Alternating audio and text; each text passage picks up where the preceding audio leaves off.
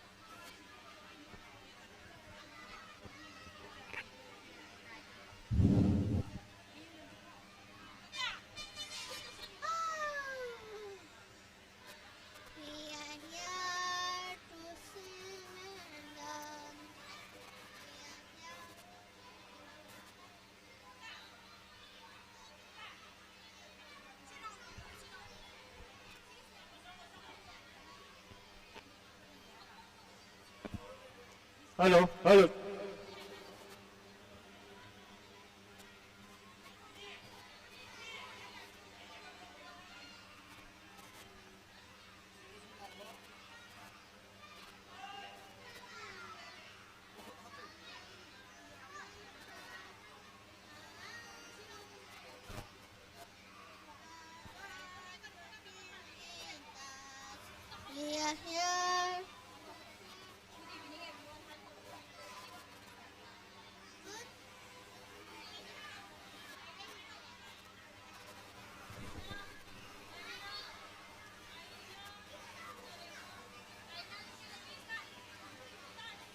Good afternoon, everyone.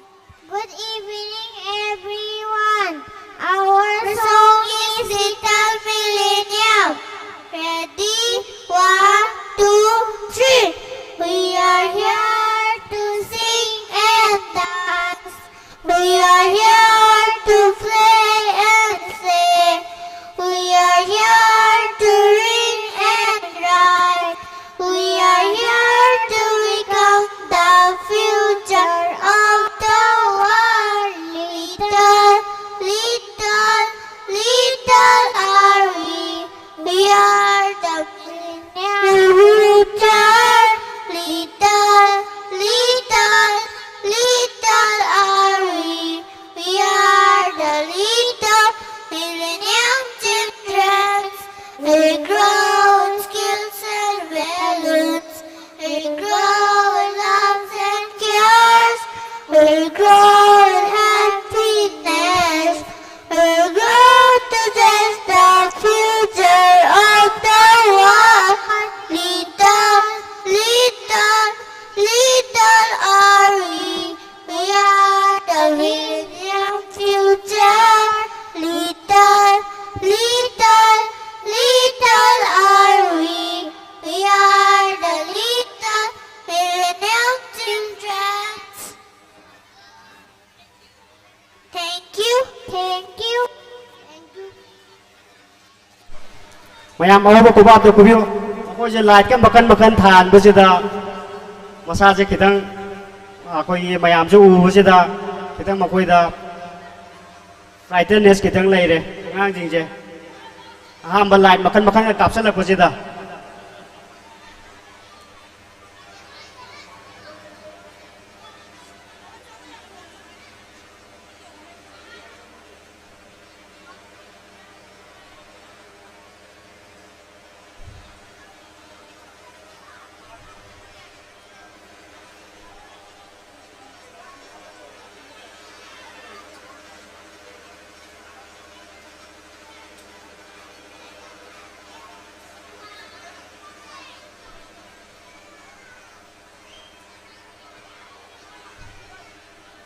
Hello.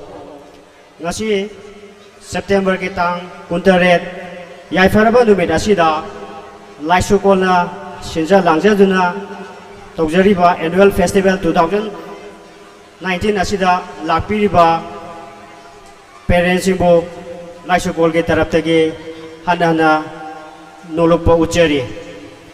Matangi program prize distribution. Amuda lautok jarake akoina thamjariba prize makal sing ase ahan bada akoigi overall attendance akoigi school horokpadaina hojik fawbuda khwaidi hena kaba angang singi oiba prize ma thamjari. Second akoina half yearly da mokoigi vocational project khara pigibado madudagi khwaidi hena phajaba best oiba class khudingi adumaga thamjari. Ahum subada akoi sport painting Warok Mahadevada chaluba sport painting duda athoi ahen tarakpa angang singi oiba prize thamjari. Akoi gi mic ki sinau yaragadi sigi mic sing jam to lauthopio.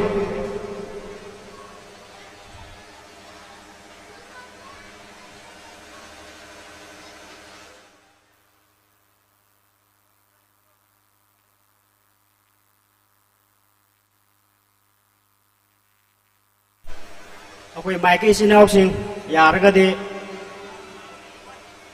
mic sing jam to lauthopio. Hariba prize sing asibo pibi gadabana aigi iyamba Dr. Sunil Laisram mahakna hariba prize sing ase yethopi gani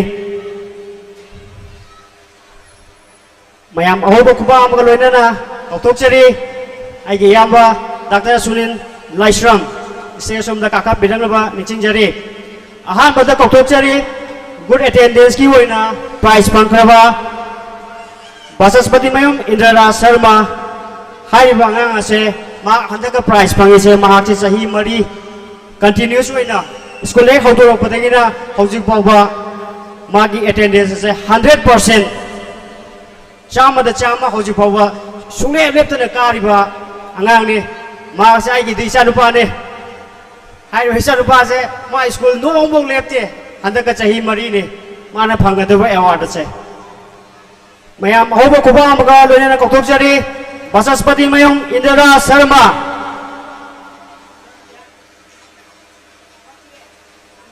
Mayam ahoba kuba amta kubiyo. Thank you Indras.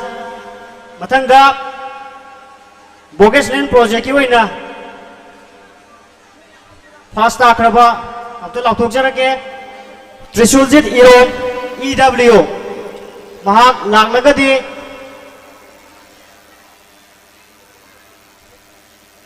mahak se lak tre haina koi lokjarage udre sima kuana koi hand over tokjarage mathang da kauthokjari RTF ki oina ha linjan to bija mathang da kauthokjari angang singse hojik su yawnarakta khara su yauri maram maduna Mathang da kauthokchari Lingjen Tobi Okram class 1 mayam ahoba kuba amta kubiyo Lingjen Tobi Okram class 1 Lingjen Tobi Okram class 1 akoi gi maitai ye pungnina angang singse adum khara thieng na ju lakna bo yawe exactly akoi di punctual oiba tamse haibane adubo pung mari degi program se haune haibne adubo pung mari degi loisan lapa ayamba honaram do male mathangda kauthokjari Prem Arambam class 2 mayam Prem Arambam ge ahoba kubam tang nijari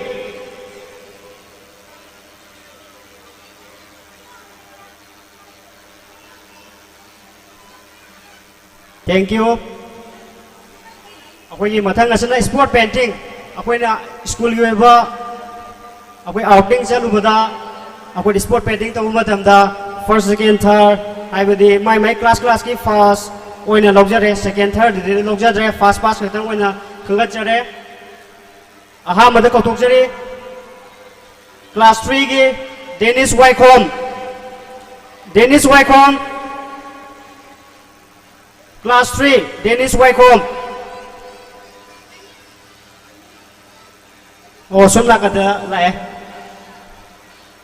ꯃꯈꯣꯏꯁꯦ ꯍꯣꯔꯦꯟ ꯂꯤꯂꯥ ꯁꯥꯟꯅꯒꯗꯧꯕꯅꯤ ꯃꯈꯣꯏꯅ ꯑꯗꯨꯅ ꯃꯈꯣꯏ ꯁꯨꯝ ꯂꯣꯏꯁꯤꯜꯂꯒ ꯂꯩꯕ ꯑꯗꯨꯅꯅꯦ ꯃꯌꯥꯝ ꯇꯦꯅꯤꯁꯀꯤ ꯑꯍꯧꯕ ꯈꯨꯄꯥ ꯑꯝꯇ ꯈꯨꯕꯤꯌꯣ ꯃꯊꯪꯗ ꯀꯧꯁꯤꯟꯖꯔꯤ ꯀ꯭ꯂꯥꯁ 2ꯒꯤ ꯑꯣꯏꯅ ꯁ꯭ꯄꯣꯔꯠ ꯄꯦꯟꯇꯤꯡꯗ ꯐꯥꯔꯁ ꯇꯥꯈ꯭ꯔꯕ ꯂꯤꯂꯤꯆꯥ ꯇꯥꯌꯦꯟꯖꯝ ꯀ꯭ꯂꯥꯁ 2 ꯂꯤꯂꯤꯆꯥ ꯇꯥꯌꯦꯟꯖꯝ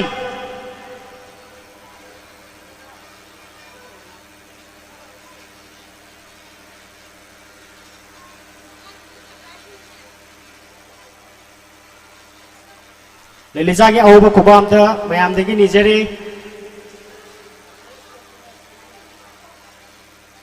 ꯃꯊꯪꯗ ꯀ꯭ꯂꯥꯁ 1ꯒꯤ ꯐꯥꯔꯁ ꯇꯥꯈ꯭ꯔꯕ Jayes Sharma class 1 ꯖꯌꯦꯁ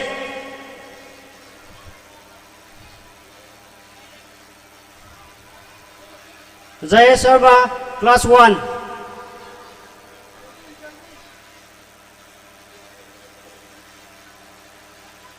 Mayam Jayes ki ahuba kuba amtang nijari mayam dege. Thank you Jayes. Matangda art dip ki oina sport painting da fast akraba. Kelvin Ningombam. Kelvin Ningombam.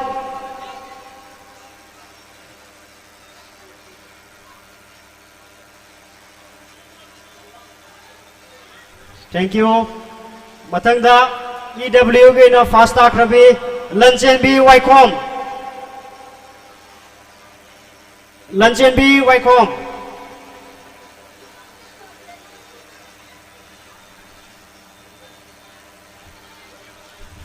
Thank you. Aigi amba tamo Laisukol Sunin.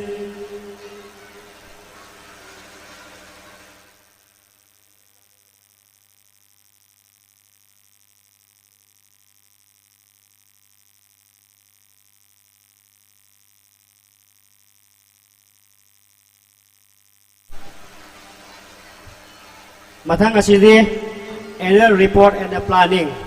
Haibidi akoina handaki chahida pangthokiba school gi oiba thabak sing amasung lakadoriba chahi asida school na kari kari tawgini haibina chingbasing adugi marik chumba report ama school asigi principal Dr. Ais Gorosyam na thambigani. Stage sakta kokachare Dr. Ais Gorosyam.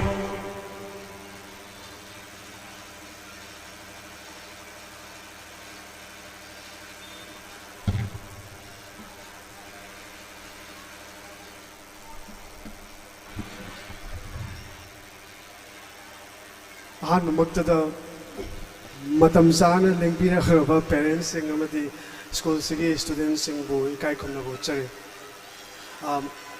ꯍꯟꯗꯛꯁꯦ ꯑꯩꯈꯣꯏꯒꯤ ꯅꯣꯡ ꯇꯥꯔꯛꯄꯗꯨꯅ ꯃꯔꯝ ꯑꯣꯏꯔꯒ ꯑꯩꯈꯣꯏꯒꯤ ꯐꯪꯁꯟ ꯇꯧꯐꯝꯁꯦ ꯁ꯭ꯀꯨꯜꯗ ꯇꯧꯒꯗ꯭ꯔꯥ ꯀꯥꯏꯗ ꯇꯧꯒꯗꯕꯅꯣ ꯍꯥꯏꯕꯗꯤ ꯑꯩꯈꯣꯏꯒꯤ ꯋꯦꯗꯔꯁꯦ ꯀꯃꯥꯏꯅ ꯇꯧꯒꯗꯕꯅꯣ ꯈꯪꯗꯕꯗꯒꯤ ꯈꯨꯗꯛꯇ ꯁꯤꯟꯗꯣꯛ ꯁꯤꯟꯖꯤꯟ ꯇꯧꯕꯗ ꯑꯩꯈꯣꯏꯒꯤ ꯇꯦꯛꯅꯤꯀꯦꯜ ꯑꯩꯈꯣꯏꯅ ꯍꯥꯟꯅ ꯃꯃꯥꯡꯗ ꯇꯧꯈꯤꯕ ꯐꯪꯁꯟꯒꯨꯝꯅ ꯃꯇꯤꯛ ꯆꯥꯅ ꯇꯧꯕꯒꯤ ꯅꯪꯕꯗꯣ ꯑꯣꯏꯈꯤꯗ꯭ꯔꯦ ꯍꯥꯏꯖꯕ ꯇꯥꯔꯦ ꯃꯗꯨꯒꯤꯗꯃꯛꯇ ꯄꯦꯔꯦꯟꯁꯁꯤꯡꯅ ꯑꯍꯥꯟꯕꯃꯛꯇꯗ ꯉꯥꯛꯄꯤꯒꯅꯤ ꯃꯔꯝꯗꯤ ꯍꯥꯟꯅ ꯆꯍꯤ ꯈꯨꯗꯤꯡꯒꯤ ꯑꯩꯈꯣꯏꯅ ꯆꯍꯤꯁꯤꯒꯤ ꯃꯃꯥꯡꯒꯤ ꯆꯍꯤ ꯁꯦꯁꯟ 2019-20ꯗ ꯇꯧꯈꯤꯕ ꯑꯦꯛꯇꯤꯚꯤꯇꯤ ꯑꯗꯨ ꯂꯣꯏꯅꯃꯛ ꯄꯦꯔꯦꯟꯁꯁꯤꯡꯗ ꯁ꯭ꯂꯥꯏꯗ ꯁꯣ ꯑꯣꯏꯅ ꯃꯊꯪ ꯃꯊꯪ ꯎꯠꯂꯒ ꯁꯦꯌꯔ ꯇꯧꯖꯕꯅꯤ ꯑꯗꯣ ꯑꯗꯨꯒꯤ ꯈꯨꯗꯣꯡꯆꯥꯕꯗꯣ ꯍꯟꯗꯛꯇꯤ ꯈꯤꯇꯪ ꯈꯨꯌꯧꯅꯕꯅ ꯃꯔꯝ ꯑꯣꯏꯔꯒ ꯑꯩ ꯑꯣꯏꯅ ꯂꯤꯁꯠ ꯑꯣꯏꯅ ꯄꯥꯊꯣꯛꯆꯕ ꯇꯥꯔꯦ ꯃꯗꯨꯒꯤꯗꯃꯛꯇ ꯄꯦꯔꯦꯟꯁꯁꯤꯡꯅ ꯑꯍꯥꯟꯕꯃꯛꯇꯗ ꯉꯥꯛꯄꯤꯒꯅꯤ ꯍꯧꯔꯛꯄꯗꯒꯤ ꯁ꯭ꯀꯨꯜꯒꯤ ꯍꯟꯗꯛ ꯆꯍꯤ ꯍꯥꯟꯅꯒꯤ ꯆꯍꯤꯒ ꯆꯞ ꯃꯥꯟꯅꯅ ꯑꯩꯈꯣꯏꯒꯤ educational outings haijaba tare adagi thaina akoina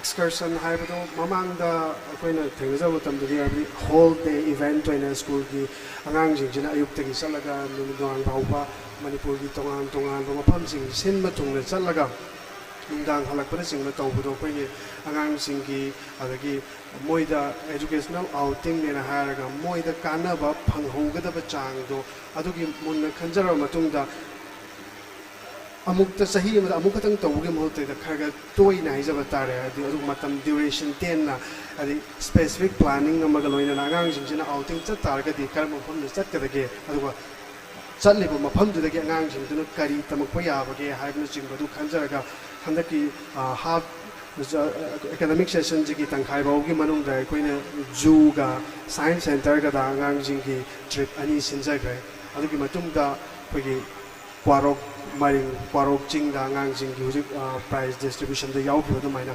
adugi mafam du da chatlaga angang jing jina prize akhoi spot painting hadi mafam du da leba location du yenga kan da angang jing jina moin mame masa masa na mafam du da uzaba jing du yenga painting tawwa aduga ju da chalu matam da ju da gi halak pada angang jing gi report agi angang jing jina yum da halaga parents sing da chi ju da chala kan da koi kari kari urei science center da chala kan da science center da kari kari apam da urei sana rei nongai rei haibana ching basing jo parents sing da tamma kan da pick pangang sing parents sing gi help to loina na angang sing ju na tam basing ju gi report lo jaba adu taw mutum da gi maruina health camp hai jab da health camp anagi matam matam gi koi gi parents sing koi gi mayam marak ta ju yaubiri parents mayam sing gi marak ta our medical line, the social welfare department, labor parents in support, longer the school, the health camp, the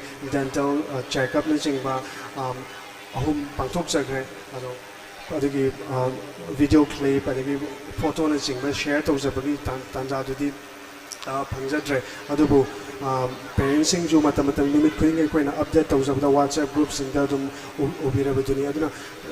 Marak Marakta, the Pangtok Sagi, Aduga, academic activity or now, Aduga, parents in the Kayuma notice of Piramini, prize distribution, the examination, the rank 1, Tava, 2, Tava, 3, Tava, hybrid, Aduga prize, I'm at the Yaugiti. Adamasi intentionally Yaugita, Hana, excuse me. Mamang the school sigi parents when they be in the Dimazu to Donga Power Moy, Adubu, 100 admission to parents in the Damakta, Adum Amukana Seng Tuksage. The Sengna Aina graph when Mamanga to Punjaram target attendance car. Angangi attendance ka adugangang sing na kugi weekly test ay jabatare Monday kudingi sahi mada 52 gumba test tawzariba aduga monthly test aduga term papers mayam dugi angang sing individual angang sing na phangba marks sing jiga angang sing jigi attendance ki results ga kayam yamna correlate laibage haibadu mamang du share tawzagra batuni adu at the same time angang sing ki health ka jabatare aduna school da laga ju parents sing na khangbi udune khoi ki angang sing no marakta anabagi natraga attendance kwatpa che anabagi ama aduga marakta parents sing nga sidi check up chakadabani na haibana chingba adugi school gi suti loidingai da parents sing na nang sing yumda pubi ki ba adugu magi record mayam du loina data sing du loina ma analyze tawjara kan da akoina result to mamang jo dum share tawjaba duni chudum lai aduga Saturday activities adu recently tha amabu phaba trimale tha amamuki mamang da koi parents sing koi WhatsApp group ta share to birakpata koi ano boina government ki scheme moina Saturday sing jidi no bag day and hide na adu tawgada bani gana haibi ba group adum share to ma'am thengnabi badani adubu school handaki 2019-20 ki session ki head horakpadagi parents sing na notice to birakbani akoi ki Saturday sing jidi education ki part ama oiraga akoi nauna recruit tawzaba akoi cultural dance aduga thangta theater ki lamda ki Manipur ki cultural university da huji research tawriba akoi oza somen engage tawzaga Saturday khuding ki akoi angang singna Saturday numit thangta class ka sauna thangta tamba aduga cultural dances aduga tongan theater ga mai lena acting na ching mahai batare adu adum practice tawba Saturday khudingi parents singna session horapade ga adum thengna biam gani adu masi karigino haija batara bada school ki thawal area da laiba hoji ki akoi ki private school council na ju nauna handak tagi hauraga akoi sports ki hadi whole thawal region da laiba private schools ingi apun boina debate competition na dagi aga painting competition rhyme dance competition na jingba tawraiba mayam se akoina school da angang jing regularly training taw ta targeti akoina adugumba competition do yauru bagi ta sengna art thok tabra khanjai aduna ꯑꯇꯣꯞꯄ ꯂꯝꯗ ꯇꯧꯕꯒꯨꯝꯅ ꯑꯩꯈꯣꯏꯒꯤ music dance ꯑꯗꯒꯤ cultural performance ꯁꯤꯒꯨꯝꯕꯁꯤꯡꯁꯦ college ꯁ꯭ꯀꯨꯜꯒꯤ ꯑꯩꯈꯣꯏ ꯑꯄꯤꯛꯄ ꯑꯉꯥꯡꯁꯤꯡꯁꯤꯗꯒꯤ ꯀꯩꯅꯣ ꯑꯣꯏꯅ ꯃꯣꯏꯒꯤ ꯀꯔꯤꯀꯨꯂꯝꯗ ꯌꯥꯎꯖꯔꯒ ꯍꯟꯗꯛꯀꯤ ꯁꯦꯁꯟꯗꯒꯤ ꯍꯥꯏꯕ ꯇꯥꯔꯦ ꯑꯩꯈꯣꯏ ꯑꯗꯨꯝ ꯇ꯭ꯔꯦꯟ ꯇꯧꯕ ꯍꯧꯖꯔꯤ ꯃꯇꯨꯡꯗꯁꯨ ꯁꯤ ꯅꯠꯇꯕ ꯑꯇꯣꯞꯄ ꯃꯌꯥꯝ ꯑꯃ ꯑꯗꯨꯝ ꯍꯥꯞꯆꯤꯟꯖꯔꯛꯈꯤꯅꯤ ꯑꯗꯨꯒ ꯄ꯭ꯔꯣꯖꯦꯛ ꯋꯥꯔꯛ ꯑꯩꯈꯣꯏꯒꯤ नौनब हंदकी चहीसिदगी हौरगा अगांगसिंगी वेकेशन लैबा मतमदा प्रोजेक्ट वर्क हाइदना हाइदि पेरेंट्सिंगा अखोगी वेकेशन मनुंगदा अखोगी 5 days 10 days वेकेशन लैबा मनुंगसिदा पेरेंट्सिंगी एंगेज तौरगांदैदा अगांगसिंगिने क्रिटिकल थिंकिंग अदगी एनालाइजिंग सो अखोगी अकोइबदा लैरिबा पोजैसिंगि अगांगसिंगी एनालाइज तौबा तमबि हाइतारे हेंग प्रैक्टिकल नॉलेज होइना अगांगसिंगी हेंग चावरकांदैदा मोइदा ऑन हैंड सिजनना बंगामगदबा अखोगी थबक एनीथिंग अगांगसिंगसिना हेंग थबक अमा मसागी एनी लाइन थबक अमा तौरकांदैदा सिजनना बंगामगदबा सिजनबद यागदबा अदुगुंबा इक्विपमेंट सिंग हाइतारे अइना ngसाइदगी वारी साजरी सिंगजे हदक सहीगी सेशन जिदैदा इंट्रोड्यूस तौग्रेन हायरगा साजरी वारी म्यामजे कोई क्लास ता अगांगसिंगजे कोइगे इबा तंबीबा पाबा तंबीबा येकबा तंबीबा हाइबसिदि this is very basic every school will do that aduna सिजिना सब माना स्कूल खुदिंगमक्तगी ABC पाबा हाइते यादे इबा हाइते यादे अदगी ओक्सम लाइमिक इबा हाइते यादे हिंदी की क ख ग इबा हाइबे हाइते यादे पाबा हाइते यादे this is very basic and it is in every school अदुबो सी लैरिसिदगी मथक्ता हाना लैरमिसदगी अतोपा हाइबदी चंगदबदी यादबा अगांगसिंग हयें क्लास 8 9 तौरको मतमदैदा class 10 pass tau matung da academically moi 90% mark phanghibi ai 99% mark phanghibi aduga moina certificate ta phangdoriba mark tu dagi I hen ba kari have the life skill hai batar adugi ma'am hai ja batar adudaina 50% aduda focus tau jaraga samjaba curriculum ne aduna akoigi nungtigi numit khudingi angang jing da hope ba homework la parents sing adum khangbire aduna अदुमाइना academic हाइबदि तसेंना certificate reflect तौगदबा marks इदुना 50% अदुगा अदुदनतना तोंगान बांगांग जिगी होय फ्यूचर द संगा कदोब स्किल्स जिगी 50% अमा हाइजबतार अदुगा सीना तबा हदक अखोगी 2019-20 की एकेडमिक सेशन दे इंट्रोड्यूस तौगिबा स्कूल ना इंट्रोड्यूस तौगिबा प्रोग्राम अमा हाइजरगदि डे केयर फैसिलिटी से तसेंना parents की requirement na ayambasu khallaga hawdokjagibani parents की requirement haibadi kaino hai kaneda school ki timing se koi ayuk pung 8 dagina pung ama bhaw oire targasu okay ki parents business to parents adagi office satpa adagi yum da thabak atopa mayam engage to parents yum da miro lejadaba mayam am yauri mayam dugi requirement ama nyai jabatare mayam dugi requirement oibada natna ꯌꯨꯝꯗ ꯄꯦꯔꯦꯟꯠꯁꯤꯡ ꯂꯩꯕ ꯇꯥꯔꯒꯁꯨ ꯊꯕꯛ ꯁꯪꯗꯕꯗꯒꯤ ꯑꯉꯥꯡꯁꯤꯡꯁꯤꯅ ꯌꯨꯝꯗ ꯂꯩꯔꯀꯥꯟꯗ TV ꯌꯦꯡꯗꯅ ꯅꯠꯇ꯭ꯔꯒ mobile phone ꯁꯥꯟꯅꯗꯅ ꯑꯗꯨꯒ ꯍꯥꯏꯗꯤ ꯑꯟꯀꯟꯇ꯭ꯔꯣꯜ ꯄ꯭ꯂꯦꯁ ꯍꯥꯏꯕ ꯇꯥꯔꯦꯅꯦ ꯁꯥꯟꯅ ꯇꯥꯔꯒꯁꯨ ꯁꯥꯟꯅꯔꯤꯕꯗꯨꯗꯒꯤ ꯑꯃ ꯂꯩꯀꯥꯏꯗ ꯑꯉꯥꯡꯁꯤꯡ ꯀꯣꯏꯆꯦꯟ ꯆꯦꯟꯗꯅ ꯁꯥꯟꯅꯕ ꯌꯥꯏ ꯁꯥꯏꯀꯜ ꯊꯧꯗꯨꯅ ꯁꯥꯟꯅꯕ ꯌꯥꯏ ꯃꯃꯥꯟꯅꯕꯁꯤꯡꯒ ꯁꯥꯟꯅꯕ ꯌꯥꯏ ꯑꯗꯨ ꯑꯣꯏꯇꯥꯔꯒꯁꯨ ꯁꯥꯟꯅꯔꯤꯕ ꯒꯦꯝꯁꯤꯡꯗꯨꯗꯒꯤ ꯍꯌꯦꯡ ꯑꯉꯥꯡꯁꯤꯡꯁꯤꯒꯤ ꯀꯦꯔꯤꯌꯔ ꯁꯦꯝꯃꯛꯄ ꯃꯇꯝꯗ ꯗꯥꯏꯔꯦꯛꯠꯂꯤ ꯏꯟꯐ꯭ꯂꯨꯌꯦꯟꯁ ꯇꯧꯕ ꯌꯥꯕ ꯀꯔꯝꯕ ꯃꯈꯜꯒꯤ ꯑꯦꯛꯇꯤꯚꯤꯇꯤꯗ ꯏꯟꯚꯣꯜቭ ꯇꯧꯔꯒ ꯍꯣꯜ ꯗꯦ ꯂꯩꯒꯦꯅ ꯍꯥꯏꯕꯗꯣ ꯀꯟꯇ꯭ꯔꯣꯜ ꯇꯧꯕ ꯉꯝꯕ ꯅꯠꯇꯦ ꯍꯥꯏꯖꯔꯤꯕ ꯌꯨꯝꯗ ꯂꯩ ꯇꯥꯔꯒꯗꯤ ꯑꯗꯨꯅ ꯑꯩꯈꯣꯏꯒꯤ ꯗꯦ ꯀꯦꯌꯔꯒꯤ ꯁꯤꯗꯩꯗ ꯌꯥꯎꯕꯤꯔꯤꯕ ꯄꯦꯔꯦꯟꯠꯁꯤꯡꯅ ꯅꯨꯃꯤꯠ ꯈꯨꯗꯤꯡꯒꯤ ꯑꯩꯈꯣꯏꯒꯤ ꯗꯦꯂꯤ ꯔꯨꯇꯤꯟꯁꯤꯡꯗꯒꯤ ꯑꯗꯨꯝ ꯈꯪꯕꯤꯔꯝꯒꯅꯤ ꯑꯉꯥꯡꯁꯤꯡꯁꯤ ꯀꯝꯄꯜꯁꯔꯤ ꯐꯤꯖꯤꯀꯦꯜ ꯑꯦꯛꯁꯔꯁꯥꯏꯖ ꯍꯥꯏꯖꯕ ꯇꯥꯔꯦ ꯑꯗꯨꯒꯨꯝꯕꯅ ꯑꯉꯥꯡꯁꯤꯡꯁꯤꯒꯤ ꯍꯦꯜꯊꯀꯤ ꯍꯌꯦꯡꯒꯤ ꯐ꯭ꯌꯨꯆꯔꯒꯤ ꯑꯗꯨꯃ ꯊꯝꯖꯔꯒ ꯉꯁꯥꯏꯒꯤ ꯏꯕ ꯄꯥꯕ ꯕꯦꯁꯤꯛ ꯁ꯭ꯀꯨꯜ ꯑꯃ ꯑꯣꯏꯕꯒꯤ ꯇꯧꯐꯝ ꯊꯣꯛꯄ ꯕꯦꯁꯤꯛꯇꯨꯃ ꯂꯩꯔꯀꯥꯟꯗꯩꯗ ꯑꯍꯦꯟꯕ ꯀꯔꯤ ꯂꯩꯒꯦꯅ ꯍꯥꯏꯀꯥꯟꯗꯩꯗ ꯍꯧꯖꯤꯛꯁꯦ ꯃꯃꯥꯡꯒꯤ ꯑꯦꯅꯨꯋꯦꯜ ꯐꯦꯁꯇ ꯌꯥꯎꯕꯤꯈꯤꯕꯁꯤꯡꯒꯤ ꯅꯤꯡꯁꯤꯡꯕꯤꯔꯝ ꯇꯥꯔꯒꯗꯤ ꯑꯗꯨꯝ ꯈꯪꯕꯤꯔꯝꯒꯅꯤ ꯑꯩꯈꯣꯏꯅ ꯃꯃꯥꯡꯒꯤ ꯆꯍꯤꯒꯤ ꯏꯟꯚꯥꯏꯇꯦꯗ ꯁ꯭ꯄꯤꯀꯔꯁꯤꯡꯅ ꯍꯥꯏꯈꯤꯕ artificial intelligence aduga computer programming ki future ama lakpanina adugi future da lakpaniba angangsingdugi skill do akoina hujik angang nursery levels dagi train tawnabagi objective to thamjaraga computer gi akoigi keyboard skill training tawwa horabani akoigi hujik day care da iba class 2 ki angangsingji hujik keyboard pusalaga angangsing da akoina haraga namhan bakanda angangsing तौरक्तुइदो तसेंना day care द याव छिगी benefit लाइरबा parents सिंग अंगक पाव फाव ado akoina mamanggi excuse me annual fest ta haijagibdo agang jingjana class 8 9 standard yarupa matamda cham chamba akoigi website designing ga hariba adagi mobile phone application design tawna jingba adugumbagi level do akoigi class 8 9 lakho tamda akoigi school ga ngang jingse haina na bagi target haijaba tare aduna sijina akoigi academic hagasadi hawrpa haijaba do sumnagi हानगी लेरिबा academic इबा पाबा हाइबगी line से तोक्थोखरगसदगी अहेन future दा अंगांग जिन face तौदिबा problem Singh ji कइनो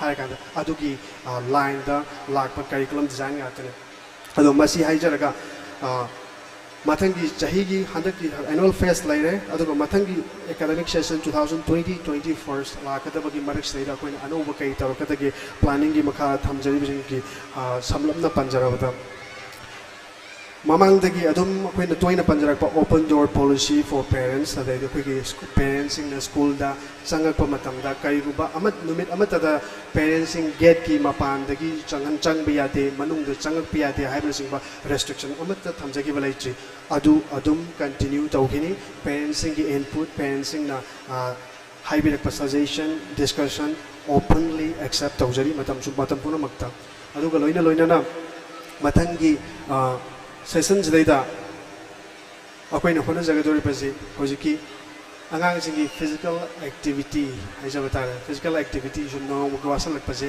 masigi yam kana focus tawra kan data sigi space ama yam chauna leijagani aduga angang singi coding programming language na singba introduce tawna bagi sijina handaki 2020-21 gi academic sessions gi primary focus angang singi hojik loinamak programming haitaba yadre haibasi school gi management gi op akogi decision gi haijaba tare aduna sigina matangi planning gi ni do masima share tawjaraga ngasi gi matang sida attention jage parents ko thank you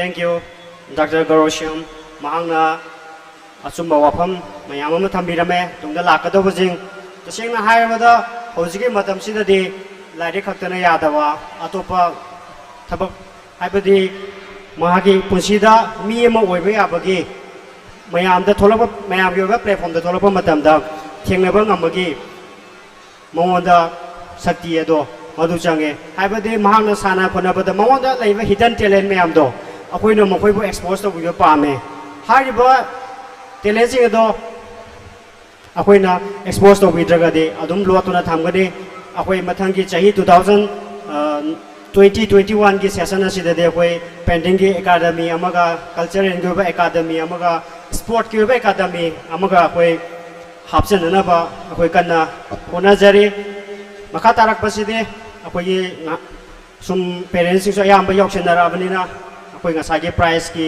kitang walo busing ado akoi oja sing ni sisu masak khangda busu yaram gini angang de school band da dum tharak ba oja masak khangna da busu dum yaw kini ngasai akoi ki prize en thokip da su da ba buji angang di langna ba khara su yawri maram aduna oja sing su mayang mangda mutang sak khangna ba oina mokoi ki icham chamba khudola mangtang school gi maikai de ki tamjage haiba presenting asibu pibirana ba agi pabung naurem ingo bibo stage room da kakat pilak na ba nising jari mayam ahuba kubam tang nijare pabung asi am nungsi mana masuki da makta mana tentha da gi mana nungti gi angang sisu bahan da hapakte mana up down adum thilai ne adum lauri ne masuji gi da makta asuki mate wajaba masuki da makta asuki mate thawai yaujaba mapune makse asengba grandfather ai do akoi pabung asi ni aina pabung da hai pabung sidai da nung surakpa kholakpa mayam lakani adu ben adum hapiro hai matam da nungaite angang ji uiba yaure adu to ba yaure haduna ai adum hangaranda adum thinjage haduna ma tenda dagi adum abdo ne ma nuti laksari je aham matada dr ke section dagi haujarake aham matada dr ke auxiliary Miss Monica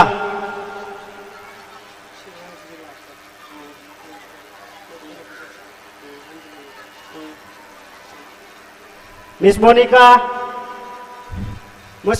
ki ahoba kubam da kubiyo haribo Miss Asina akoi sahi pik liba angang sahi ani ki angang jing se makoi ne control to piraga thambire bani makoi contribution se hamne wange aduga akoi jam Daniel haribo angang sisu Miss yaw daga di mak saloi haituna Miss ki manak adum leiba maya Miss Monica ki ahoba kubam da kubiyo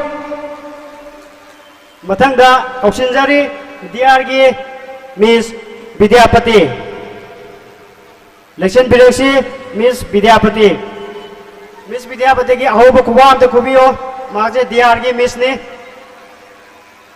o ma ki jo angang ama leidi Diargi ti yam nungai kar sane haibadi angang ji amana angang pangre na angang amana mu ningai tau tuine angang amana ama pangre na angang ningai tau tuine Miss ti yam daba madara ju yam daba Moi Miss Aninga Madara Aninga moi Mari leibne Mari je amana angang pangrade angang ama mukapti ne amana pangra ama moi hanbi tanaibo Thank you Miss Vidyapati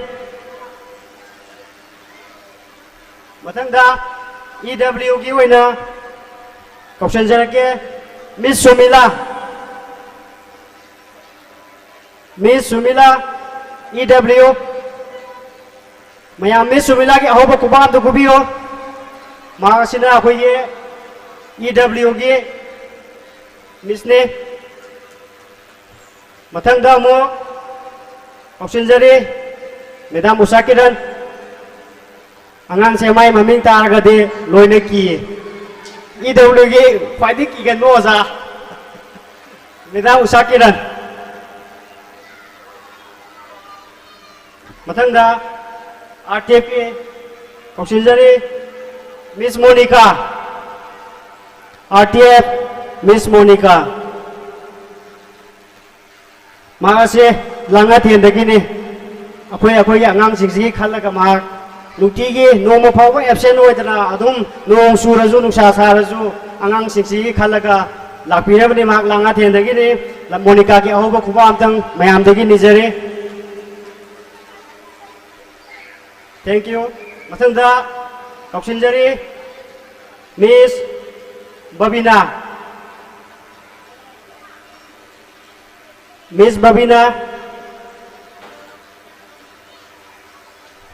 Mana RTF ki ne Miss Babina je yam sathi na parents sing tambiram gane angang sing na Miss Babina ki mai thong jap tu yeng biyo angang sing na khwai ti tamthi ba khwai ti sakon ba Miss Babina de ki hai ba Miss Babina tu ni Matangda Madam Sayenbi Kauksinjari Makasana ko ye class 1 2 3 ke Madam ne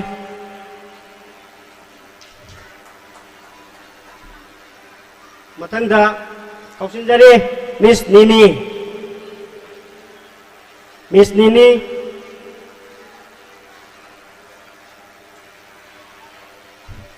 Mayam dagi Miss Nini gi ahoba kubam tang nijari adagi oja singsi khatana tabida mother singi role yamna chawe makoina wan toksalakpa tu toksalakpa makoina kapakpa matamda makoi bu nungsina thembiriba makoina chaba matamda su sarak matamda bu nungsina makoi bu inbiriba mama dagi hena achauba thaudang ama lobiriba school sige mother sing busu ikai khumdabo ina school na makoi bu achamba presentation amang thamjari mother sing sije singsi oina maming mathang amta Kauksan jarake ahan bada mother ibeman ki ahoba kuba amta kubiyo makoi da hangoiba tuguchawa haibadu leitana angangi mathi mayung sengdana sudokdana samtokdana pijariba angang sina chaw ya de haiba tamda pijari bani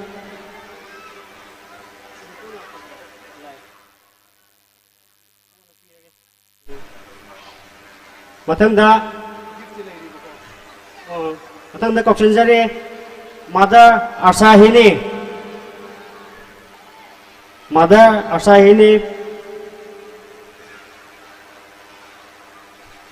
mother ꯑꯁꯥꯔꯅꯤꯒꯤ ꯑꯍꯧꯕ ꯈꯨꯕꯥꯛ ꯑꯝꯇꯪ ꯃꯌꯥꯝꯗꯒꯤ ꯅꯤꯖꯔꯤ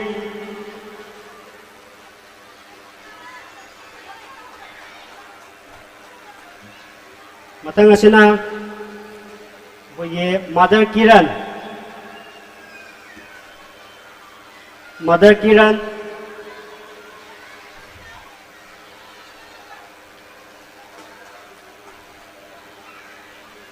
ꯃꯊꯪꯗ ꯑꯔꯣꯏꯕ ꯑꯣꯏꯅ ꯀꯧꯁꯟꯖꯔꯤ mother Sanatombi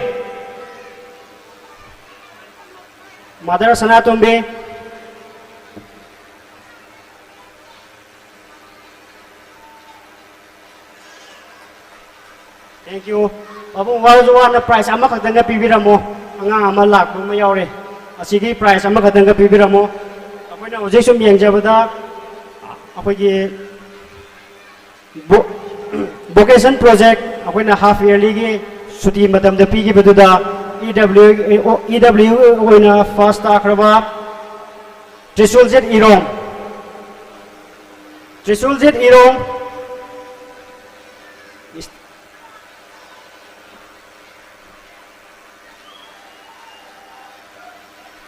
Irong apoigi misangai na muta puthopiro Trisul Z Irong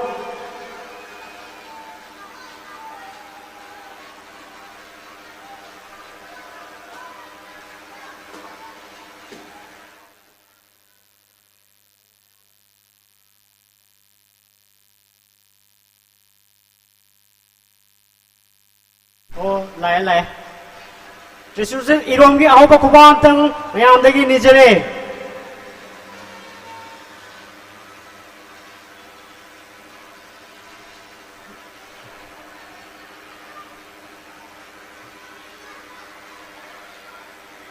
Thank you. Maki sahi ahom gi angang ni. Mathangi program oina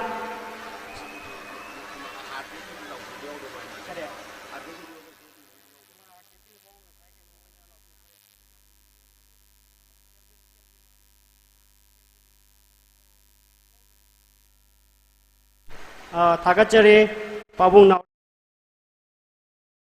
Matang asidi program ki matungina fancy dress student of DR gi je apoi ki tha ama ani ahum sida apoi ki changak bangang su mayam yauri aduna ngasagi khara stable oidaba angang chingi oiba fancy dress ni DR gi matching na guide tawraga puthorangna ban ningching jari DR ki angang sing misna guide tawraga amta puthopiro mayam dagi ahoba khuba amtang nijari DR ki angang singi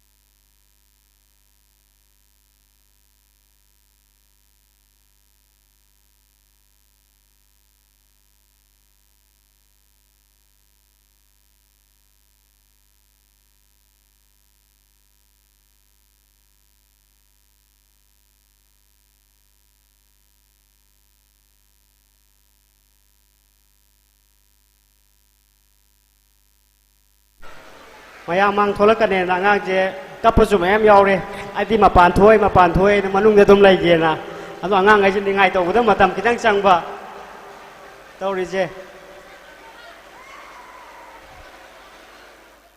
akapangang jingna pamanga puthopiro madajina akapangang edak pamaga dum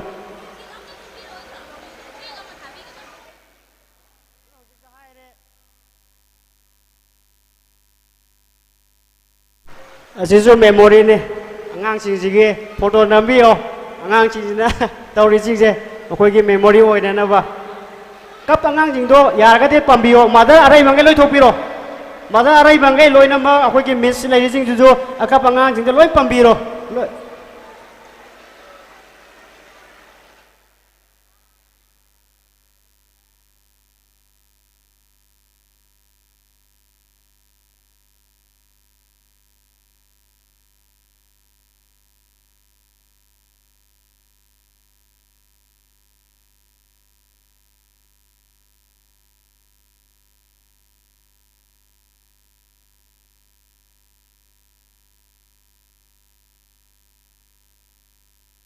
ꯑꯩꯈꯣꯏꯒꯤ ꯂꯟꯁꯅꯥꯒꯤꯁꯦ photo ꯑꯝꯇ ꯀꯥꯞꯄꯤꯌꯨꯁꯦ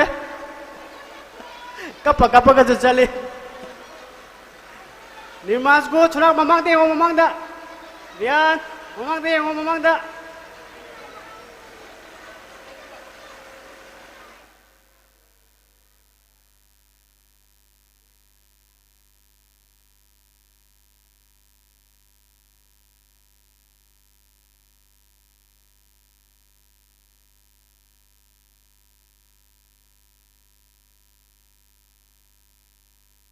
round होने चलो लो खरा चावना round होने चलो ममांग परेंग छोलो ममांग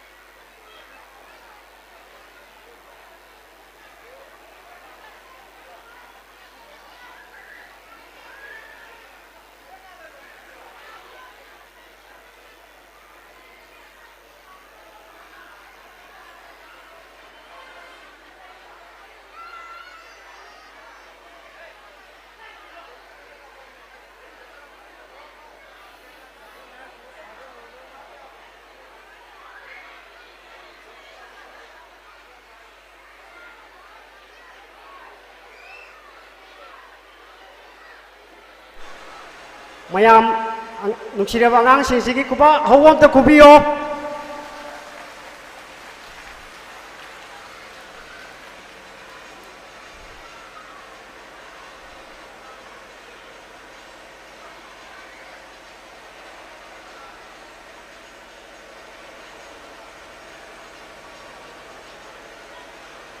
ꯑꯩꯈꯣꯏ ꯑꯀꯞꯄ ꯑꯉꯥꯡ ꯌꯥꯎꯔꯒꯁꯨ ꯑꯗꯨꯝ ꯃꯥꯗꯔꯁꯤꯡꯅ ꯑꯗꯨꯝ ꯂꯧꯕꯤꯌꯣ ꯑꯗꯨꯝ ꯑꯉꯥꯡꯁꯤꯡꯁꯤꯗ ꯑꯩꯈꯣꯏꯒꯤ ꯁ꯭ꯇꯦꯖ ꯂꯣꯝꯗ ꯄꯨꯊꯣꯛꯄꯁꯦ ꯈꯔ ꯈꯔ ꯇꯝꯕꯤꯒꯗꯧꯕꯅꯤ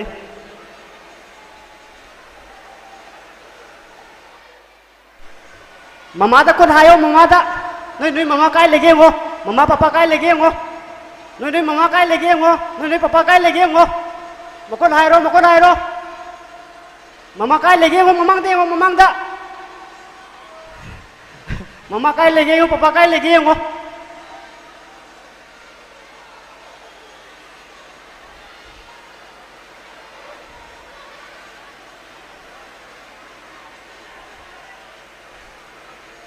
ꯍꯥꯏꯔꯣ ꯍꯥꯏꯔꯣ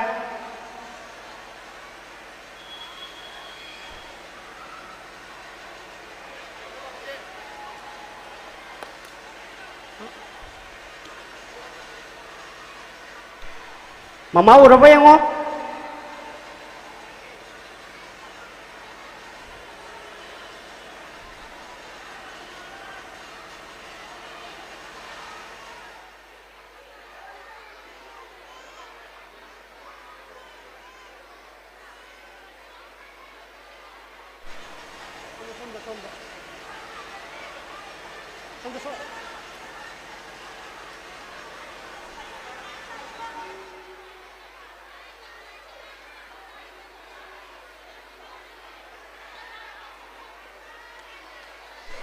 ꯆꯪꯉꯣ ꯆꯪꯉꯣ ꯑꯉꯥꯡꯒꯩ ꯑꯩꯈꯣꯏ ꯑꯣꯖꯥꯉꯩꯅ ꯒꯥꯏꯗ ꯇꯧꯕꯤꯔꯣ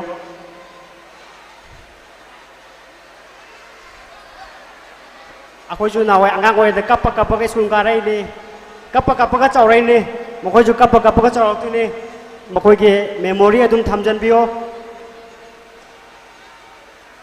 ꯑꯉꯥꯡꯁꯤꯡꯒꯤꯗꯤ ꯑꯉꯥꯡꯅ ꯇꯧꯕꯗꯤ ꯏꯅꯨꯡꯗ ꯅꯨꯡꯁꯤꯕꯅꯤ ꯏꯐꯗ ꯐꯖꯕꯅꯤ ꯃꯈꯣꯏꯗꯤ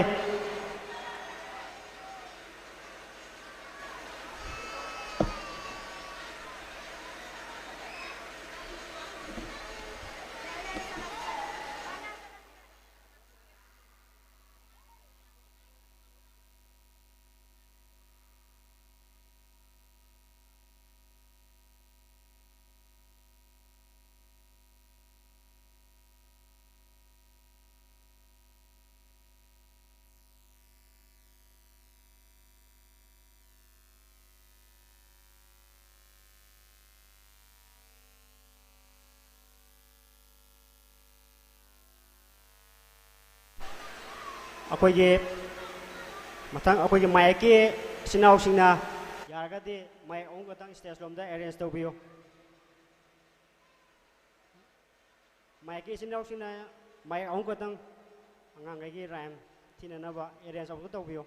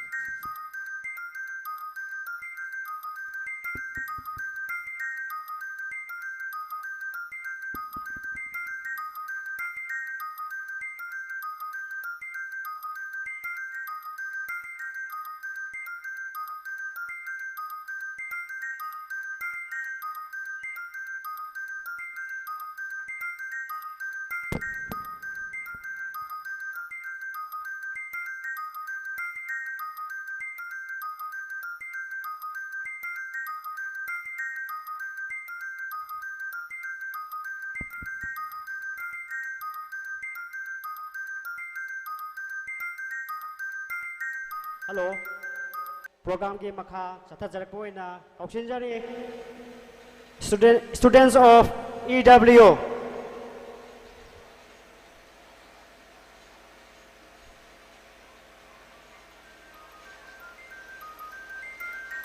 mayam EW ki angang singsigi ahoba kuba amtang kubiyo sahi ahum amadi masigi mathaki angang singni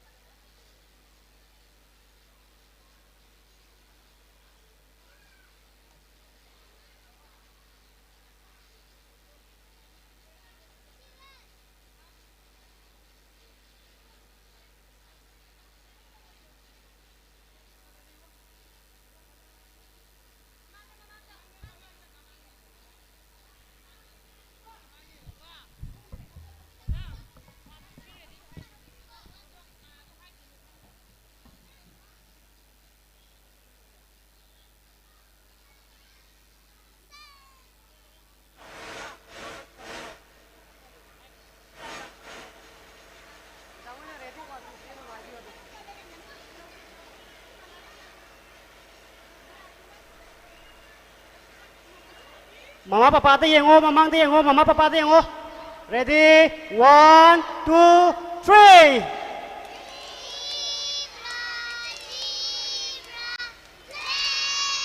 mamang te yengo mamang te mama papa te yengo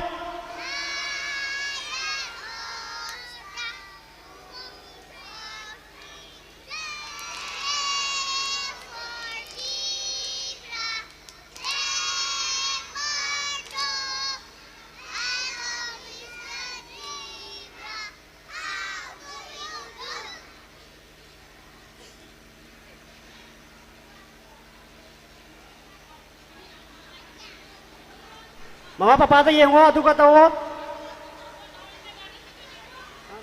ready 1 2 3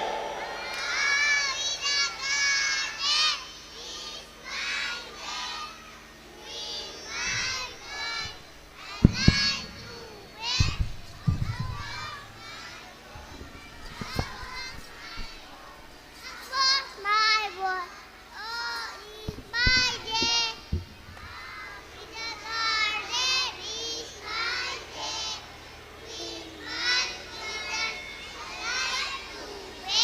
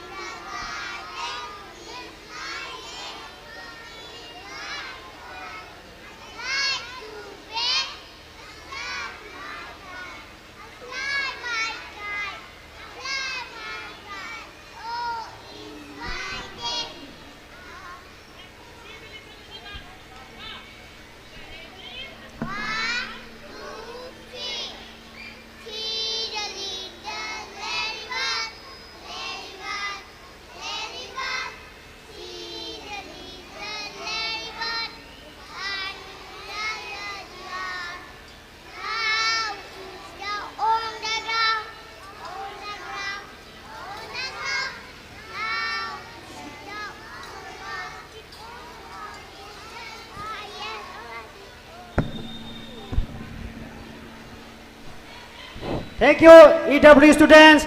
mayam dagi ahoba khubam tang nijare. Layo. Hello, nakoi akoi ke Saturday no mita tawa dance atu makoi tawgini. Atuna nakoi adum layo mic ki sinau sina mic ahum se amta makha ta thangdabiyo.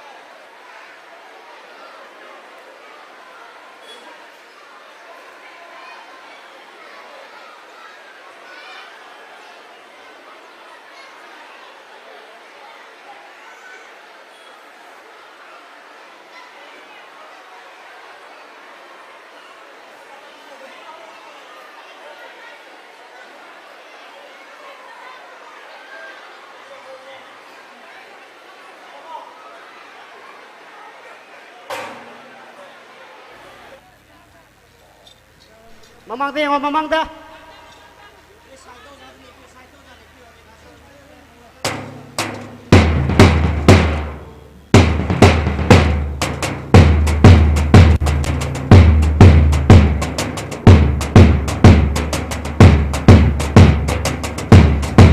Saturday coding ki tauba program tu ni angang sing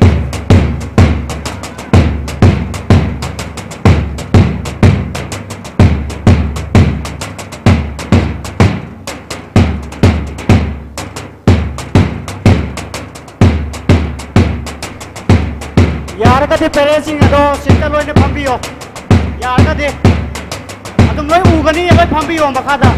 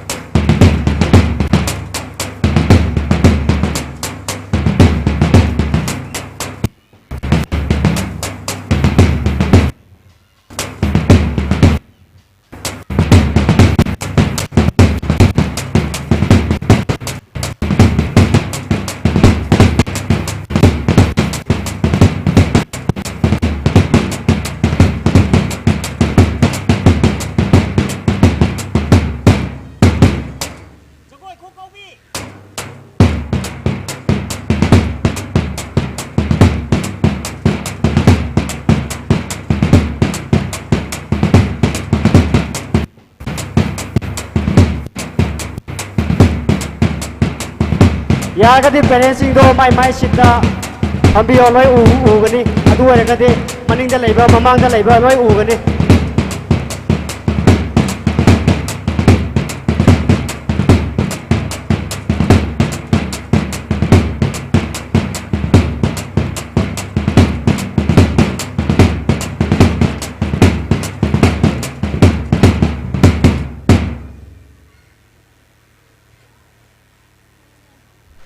Thank you, EW students. Good performance. Akoi Saturday kudingi akoi na mayamda video share tawjulakpa adugumba practice adune.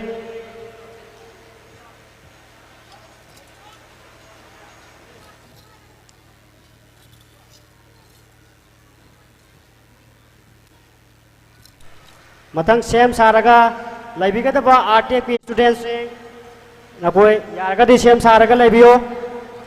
Parents ingdo sopri dingda lepata pita fazana pambiyo. Sopri loina sinba thungna thajabane jaga jaga pambiyo loi thungale.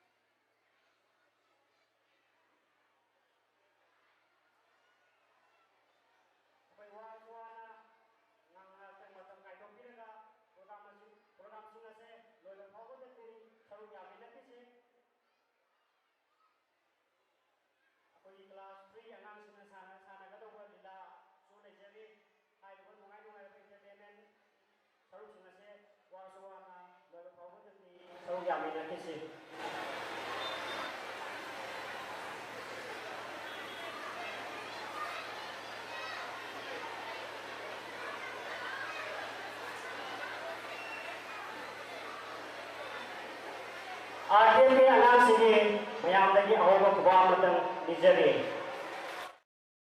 Please welcome RTF.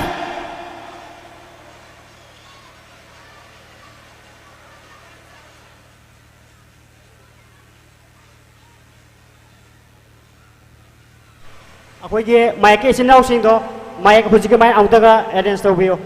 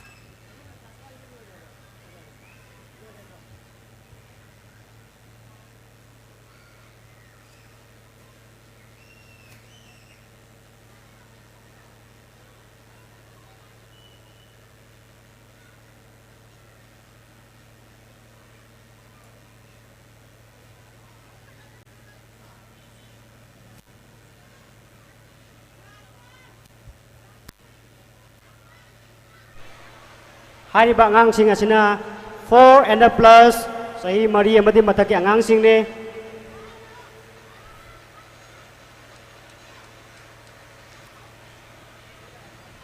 Rhyme thiba matamda mamangda phamijing siye mama papa ngaktane makhoida yengaga rhyme thiga dawwa.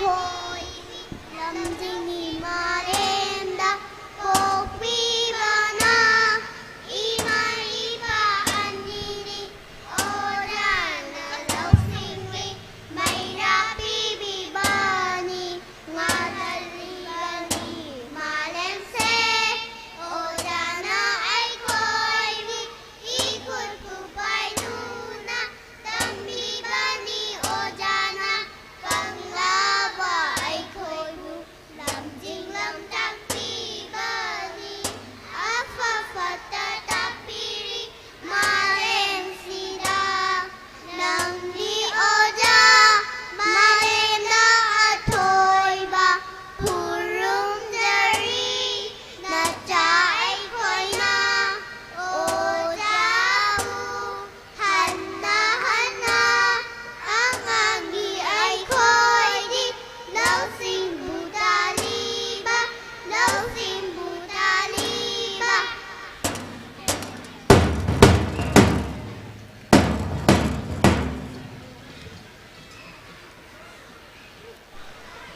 ngài có cái gì rai anh mà cái wale atu lo cái thiên biểu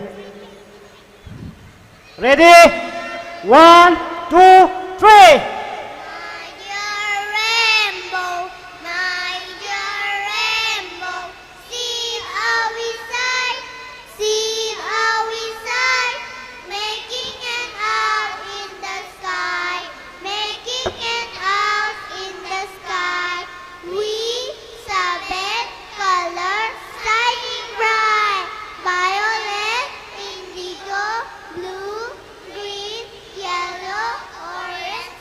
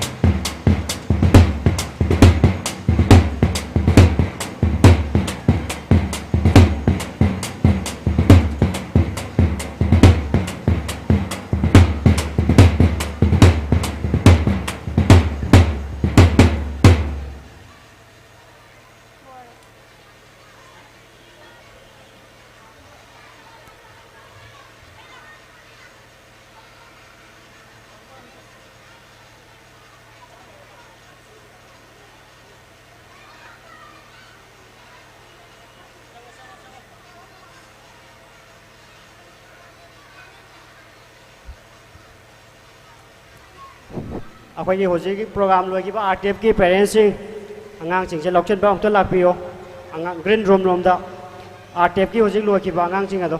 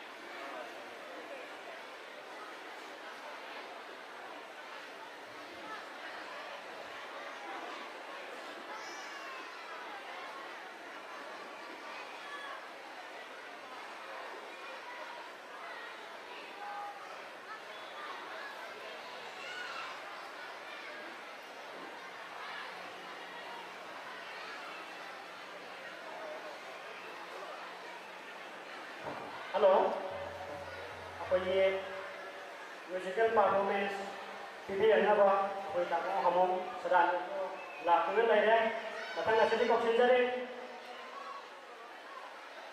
class 1ꯒꯤ dance ꯇꯧꯕꯤꯒꯗꯧꯕ ꯑꯉꯥꯡꯁꯤꯡ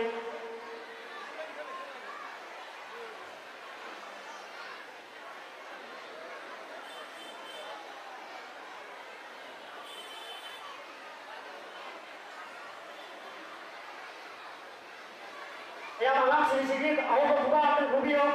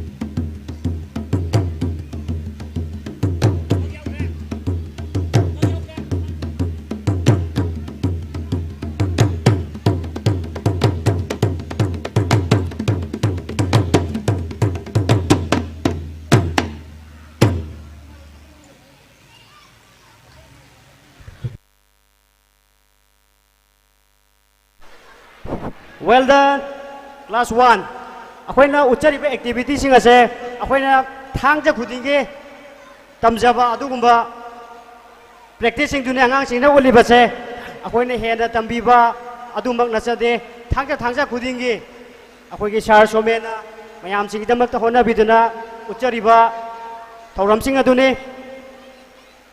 ꯃꯊꯪꯒꯤ ꯁꯦꯝ ꯁꯥꯔꯒ ꯂꯩꯕꯤꯒꯗꯧꯕ class 2ꯒꯤ ꯑꯉꯥꯡꯁꯤꯡ ꯅꯈꯣꯏ ꯁꯦꯝ ꯁꯥꯔꯒ ꯂꯩꯔꯣ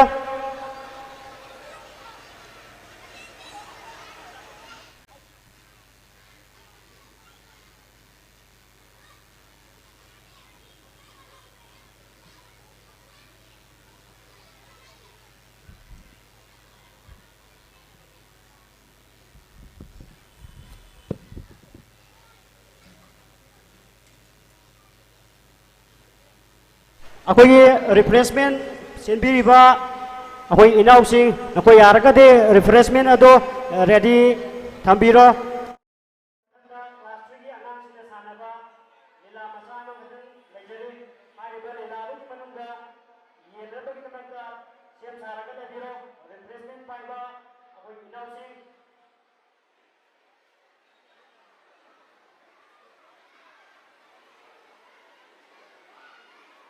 ꯑꯩꯈꯣꯏꯒꯤ ꯄꯦꯔꯦꯟꯁꯁꯤꯡꯗ ꯅꯤꯡꯁꯤꯡꯖꯕ ꯑꯃꯅ ꯏꯁꯥ ꯏꯁꯥꯒꯤ ꯑꯉꯥꯡꯁꯤꯡꯒꯤ ꯑꯣꯏꯕ ꯄꯔꯐꯣꯔꯃꯦꯟꯁ ꯑꯗꯨ ꯂꯣꯏꯔꯒ ꯆꯠꯄꯤꯈꯤꯒꯅꯨ ꯂꯣꯏꯗ꯭ꯔꯤ ꯐꯥꯎꯕꯗꯗꯤ ꯁꯔꯨꯛ ꯌꯥꯃꯤꯟꯅꯈꯤꯁꯤ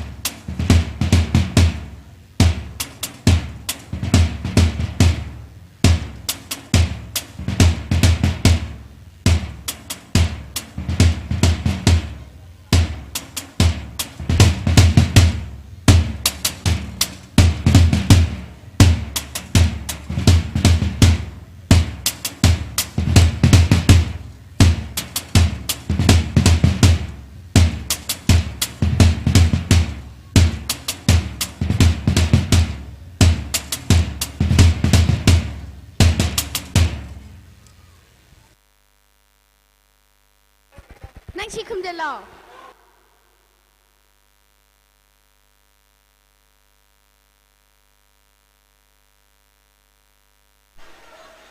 Hello. Akogi replacement pai bo ja sing. Akoi replacement yen biro angang singche sak lam ba su yaw mane. Mathang aside ngaktang ngai mina ki ji parents sing icha gi performance lu re hai dena so han bi gano loi ba phaw bo tang di yaw mina gi ji last program ne folk play Hanuba Hanubi Panthaba to be performed by the students of the class 3. Akoi FM ki kitang adjustment kitang lairi war jo wana minute amane te dang ai biyo.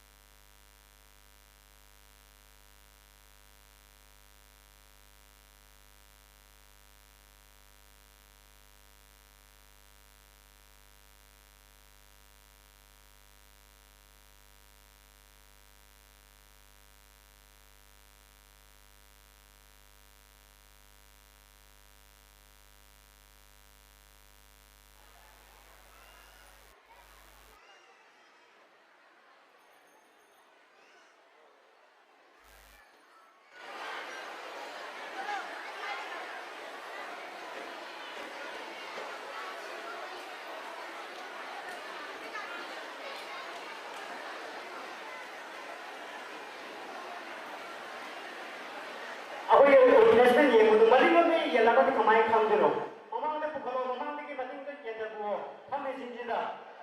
Pokoknya ni thoda pun yang lain. Mama ni mesti dia pun pernah buat tu deh. Pokok lagi mama lagi dia lo. Balik dia pernah thoda pun tu dia.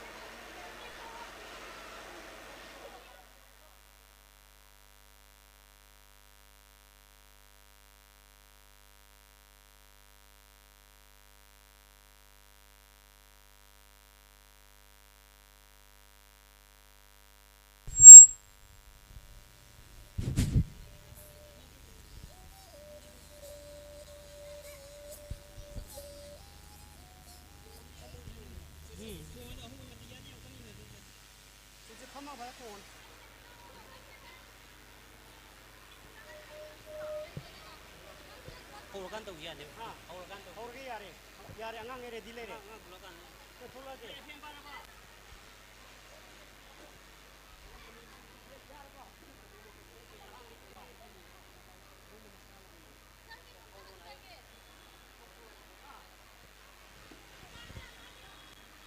Boys ready? Ayana. Start हो गया.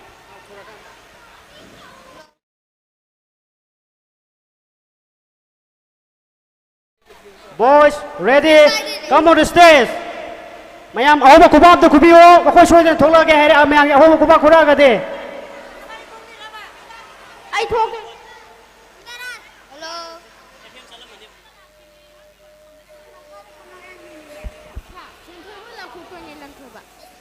Hello. Hello. Hello.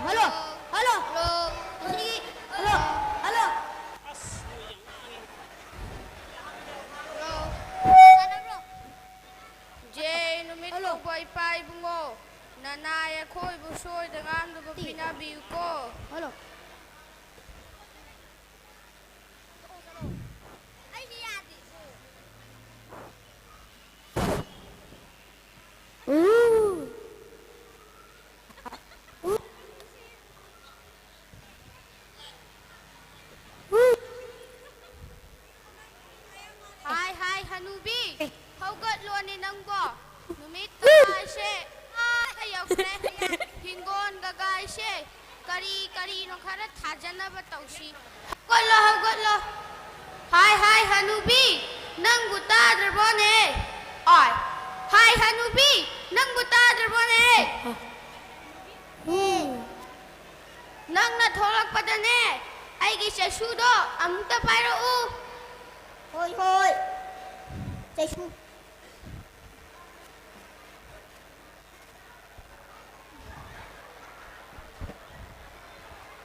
ꯁꯦ ꯅꯨꯄꯥ ꯑꯁꯤꯃ ꯁꯦ ꯍꯤꯡꯒꯣꯜ ꯀꯒꯥꯏꯁꯦ ꯀꯔꯤꯅꯣ ꯈꯔ ꯊꯥꯖꯅꯕ ꯇꯧꯁꯤ ꯑꯩꯈꯣꯏꯒꯤꯕꯨ ꯊꯥꯕ ꯌꯥꯕ ꯀꯔꯤ ꯂꯩꯍꯧꯔꯤꯒꯦꯅꯦꯍꯦ ꯄꯥꯟ ꯈꯔ ꯂꯩꯔꯝꯒꯅꯤꯗ ꯑꯗꯨ ꯍꯦꯛꯇ ꯊꯥꯔꯁꯤ ꯍꯣꯏ ꯊꯥꯅꯕ ꯇꯧꯔꯁꯤ ꯆꯪꯉꯣ ꯃꯥꯏꯅ ꯃꯤꯠꯀ ꯇꯥꯊꯣꯛꯅꯕ ꯇꯧꯖꯔꯨꯔꯣ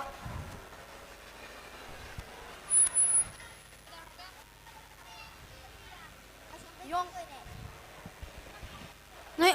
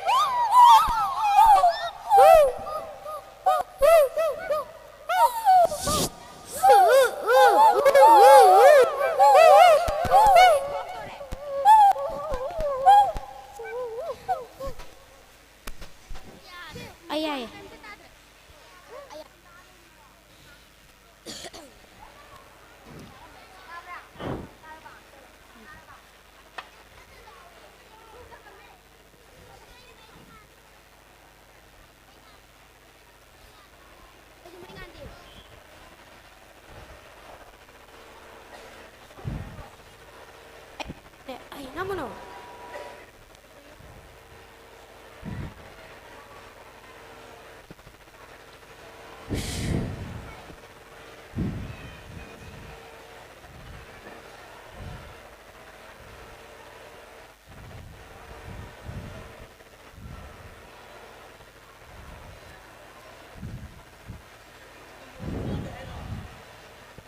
나네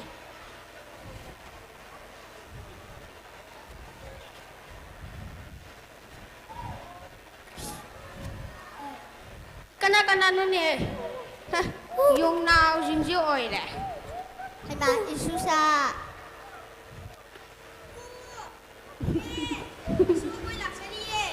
Hema isusa. Nola mi bro.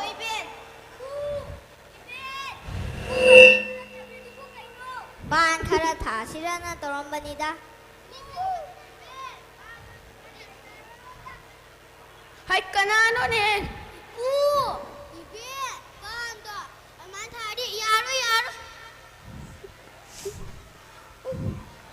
Kato, adudi kay mai tha do bai susa. Ben, asuna khangjaba khara taijage. Wado hana patana changthokpiro. Aduga iben. Singda phutokpiro iben. Aduga ne la kon amumamda ne hapiro iben. Aduga ekta thabiyo. Iben, asumane iben hero hara lele muwa jalana bada iben. Hera mawa laude. Yung naw shakthi bajinjina haiba wajibu. Hanuba, amutandi si kay daurage. Masidi, hoy, yengaji, chango. Hoy.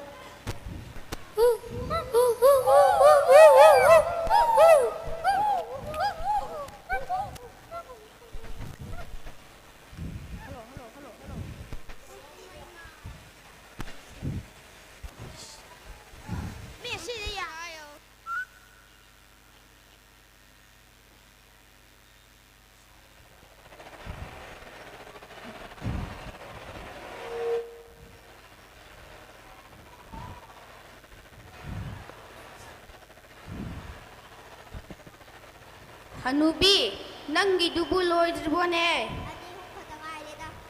Loisanaba tauroko, ay sangam mage.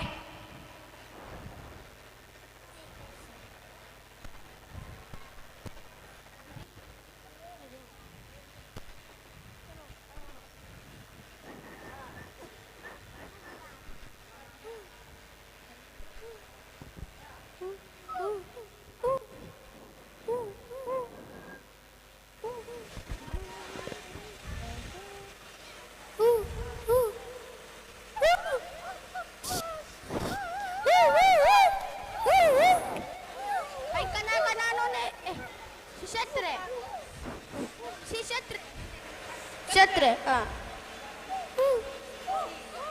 Hai kana no ne.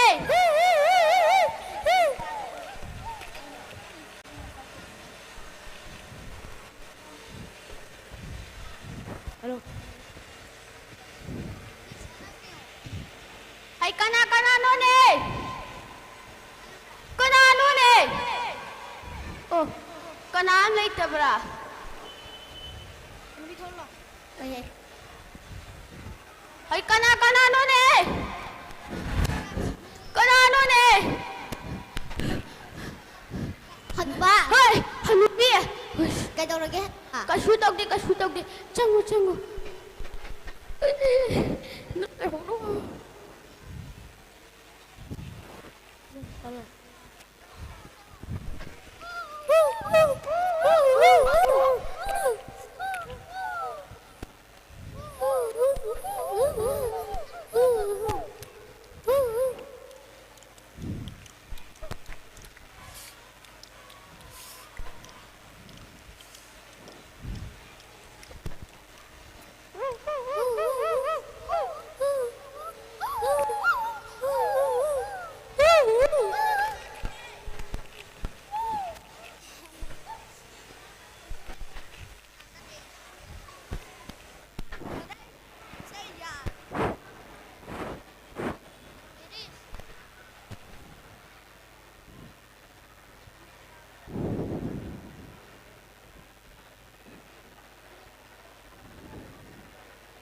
Jay numit kawai pai bungo nanay ako'y lusoy dengan daba pinabi ko.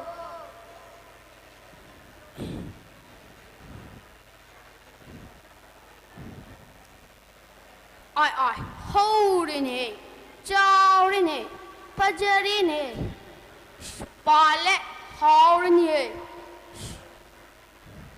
Yung na ujisu na hai ba waje sumida na. Masi Hanubi da hana hai gige.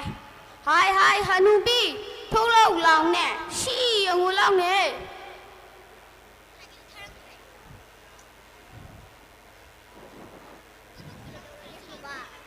Ngarang nè, ibai ni nè, thaba pandok, hou re nè, chow re nè, pajari nè. Tas ay na hydra. Hakchang na panggan kalingay. Hanubi ay ne panje khara talake khara manane lai da kachi khara manane ibani hau na saji changu.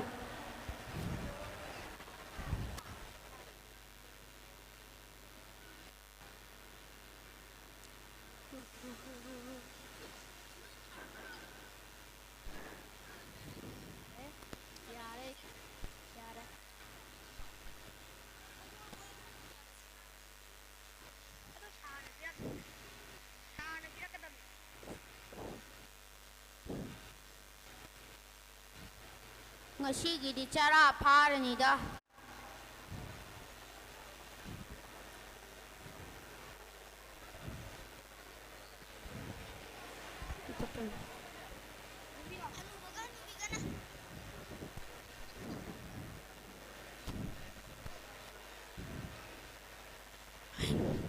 Hai Hanubi, nangi chak tu buloi dribone. Oh loire.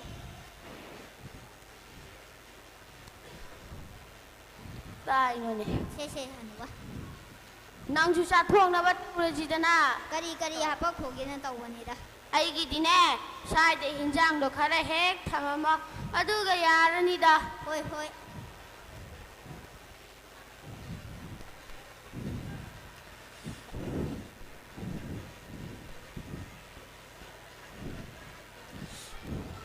Hanuba. Nang su cha thong na tau ro ko. Hoi hoi. Hanubi, how do Mali? Maninga Jawa kai ne, sai ne.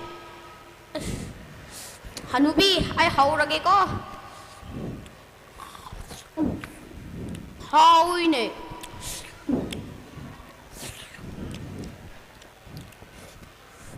Hanubi, I bu wakan nara kaino, kanao gaje maring chatlida. Hera Hanuba. Aina siyam hauna thongi sibu. Hoi da, wakan noi ang ganida.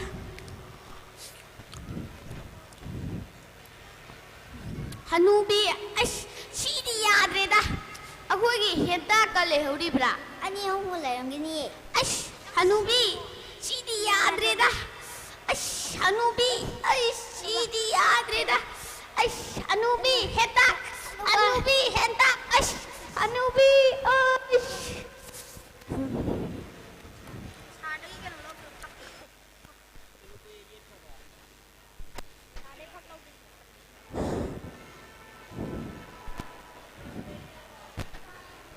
Napayan mi macha yung naungoy na shu hanuba ay ngonda usit thoy daba khangani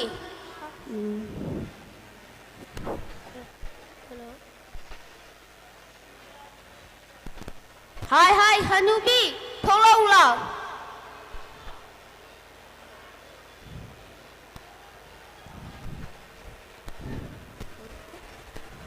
Kaidawrage Hanuba. Ngasidi ne yung naw singdo para matambida ba yade Ado kaidaw sabano. wakan kan gigene nang jukalu ne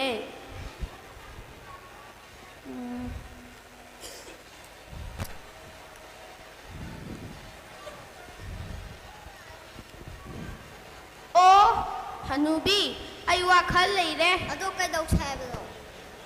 ay ne sirage Ma Hanuba nang sirage haiba. Hai Hanubi sirage haiba natte sijanage haiba ne Oh, ado kaidaw sabano. aduga ne nang ne hauna khakna kapkadabani ko yung naw singdo tana na ba aduga ne ay ne khong makhut thutiega thagi ribni ne Ado hawdi hekta tawra sabro. hoi ne hausi ki heta tawradabani ne Hanubi aigi saisu ro amda puturau Hoi hoi.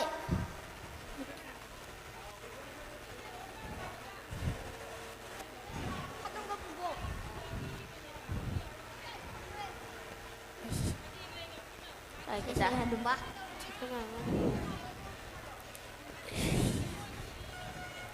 Hanuba, hawrage ko. ro 반짝이는 시키다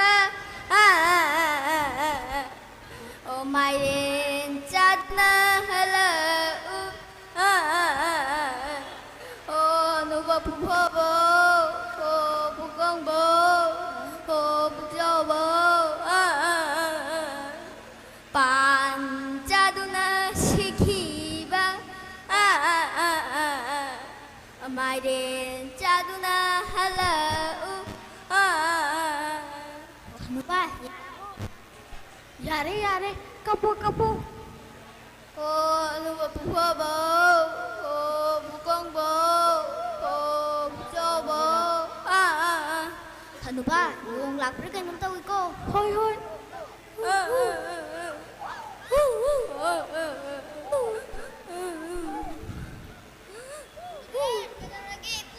Siya tumiye. Napuse nga nang isusing na thawai ba pando thare adu charu badai ne napuse sigre ne Ibin, nasu ako'y lahi kanida kari tawdarong mahabino.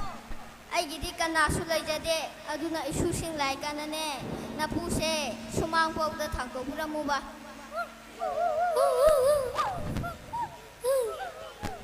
ba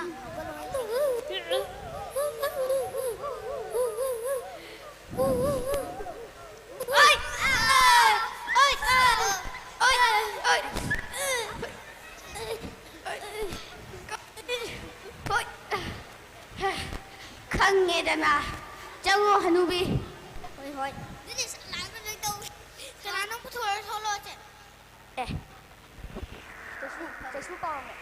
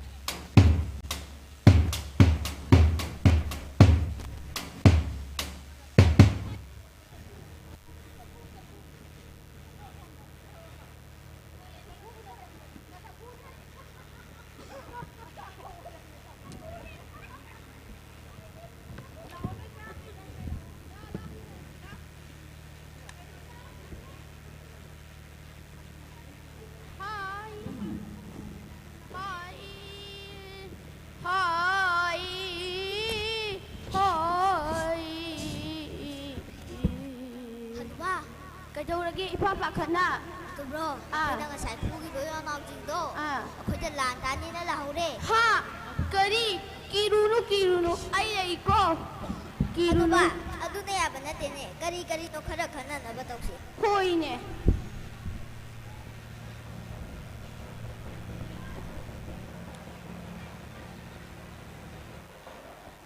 Oh, Hanubi, ay wakal layre. Adu kay daw sabi no. ꯑꯩꯈꯣꯏꯒꯤꯅꯦ ꯆꯐꯨ ꯑꯆꯧꯕ ꯑꯃ ꯂꯩꯈꯤꯕꯗꯣ ꯂꯩꯔꯤꯕꯔꯥ ꯂꯩꯔꯤ ꯑꯗꯨꯒꯤ ꯃꯅꯨꯡꯗ ꯏꯕꯥꯅꯤ ꯂꯣꯠꯄ ꯆꯟꯅꯤꯅ ꯆꯟꯅꯤ ꯑꯗꯨ ꯍꯦꯛꯇ ꯊꯥꯡꯊꯣꯛꯑꯒ ꯂꯣꯠꯂꯁꯤ ꯆꯪꯉꯨ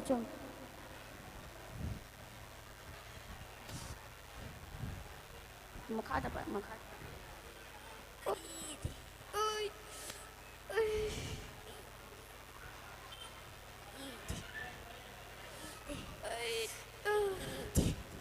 What?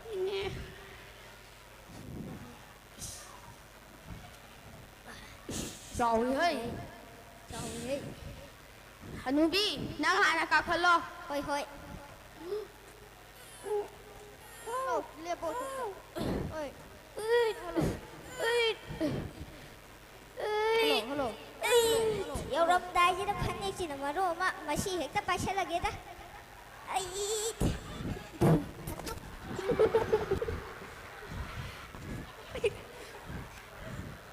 Hanubi, ai 좀 더 신칼로네. 용나오 신라 거야 안 맞다래네. ai.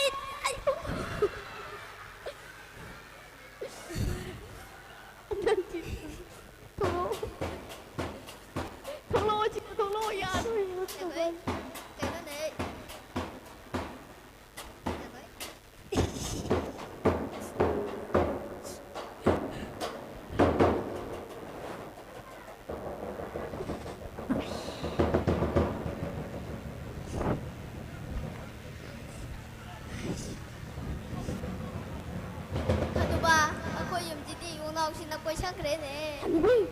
Tumilayo.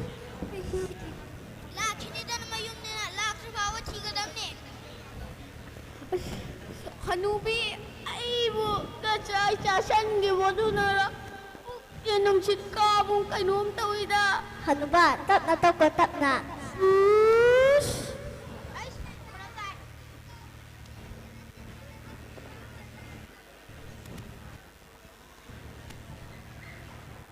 Hanuba, ay yung masay jasan giba tunara. Puk kaje nungsin kabra kanong tawida. Hanubi, tap na taw ko. Hoy hoy. Ping. Oh! Anong diya? Hanubi! Ash! Siniya atredo! Hanubi! Ash! Soang! Bang! Galairat redo. Bang!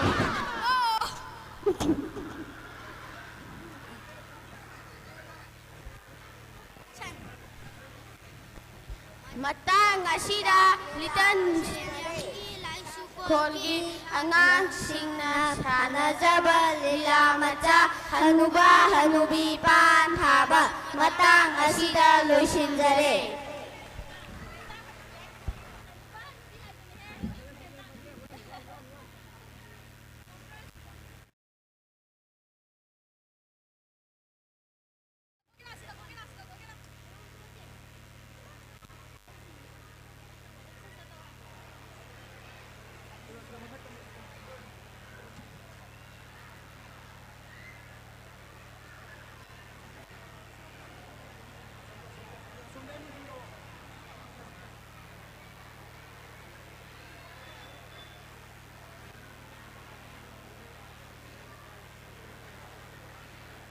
Hello, mayam wara juwana loibok tu di laibina kise.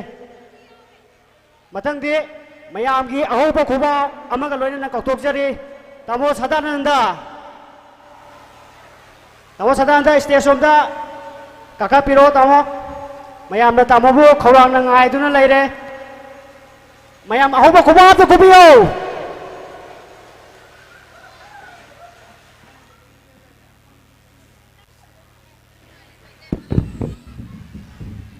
Hal. Kasai le mawa pricing ado tamona yadopi gani.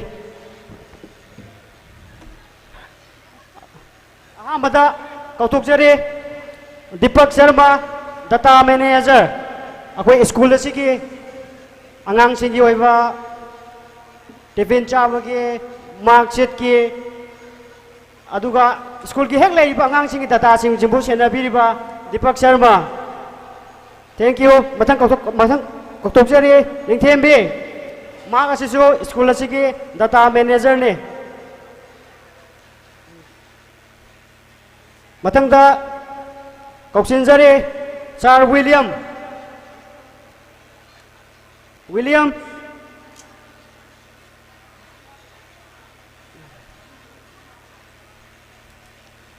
Matang dadi school asigi angang sing asibo school yauna soida ngamdana tekta kaidana pubirakliba van ki driver sing asida Laisukol ki taraptagi achamba khudol amamamtang pijari. Ahamada kauksin jari Tamo Prem Kumar.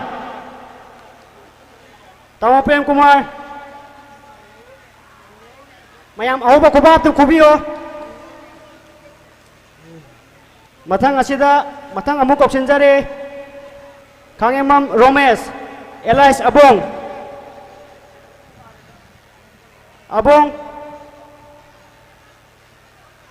mga sisu school si angang si mutia takay na school yaw na pubirak liba atung laba misa amane aroy bete kauksin jari Tamo Siam.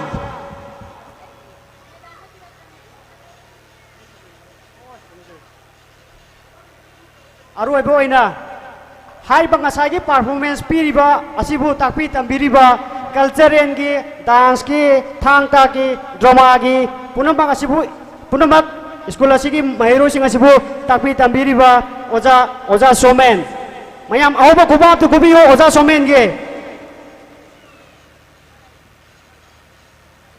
Thank you. Tamo sananda.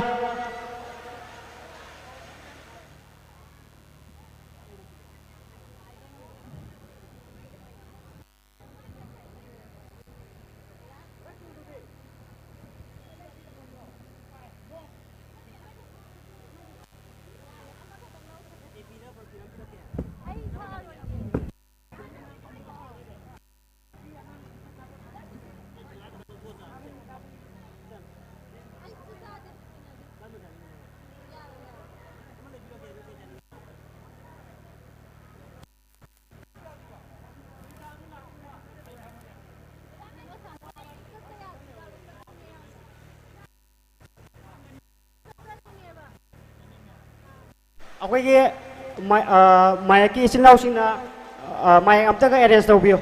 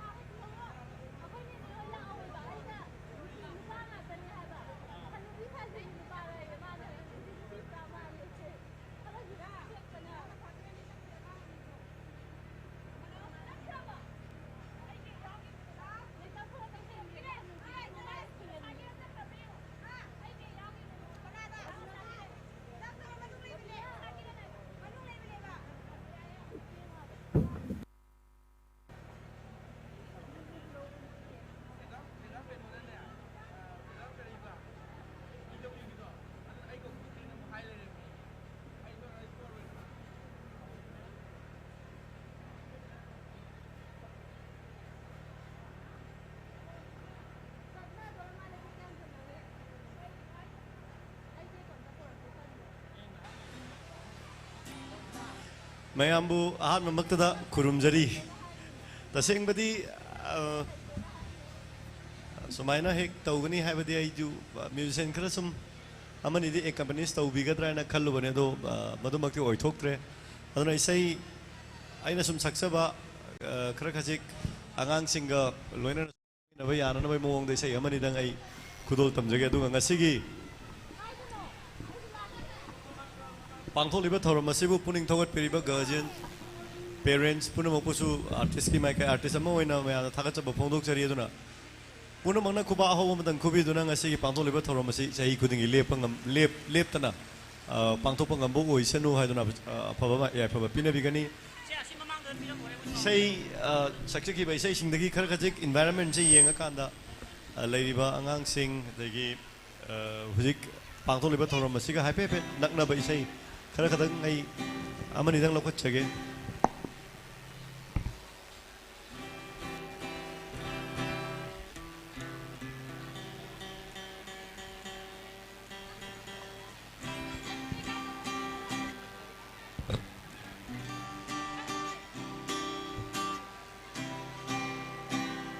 फंग्रा दुम sound जे फंग्रा बसे तादी सिकरा पो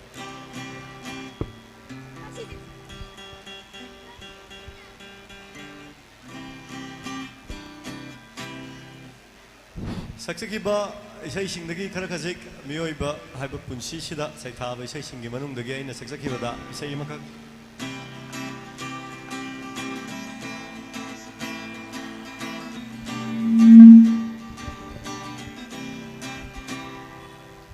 पुंसी नगला पुंसी नंगी इथक इरैना वारी कया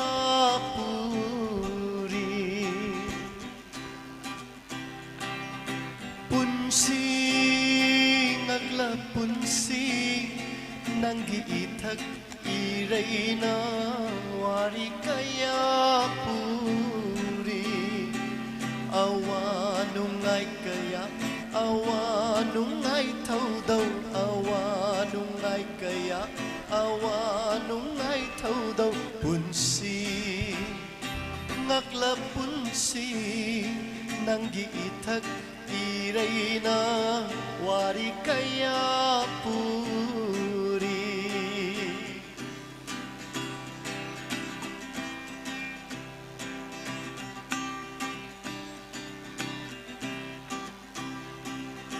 पोपसीवगी मरक्ता हराव मतोय काले कयादसु नुंगाई हल्लवा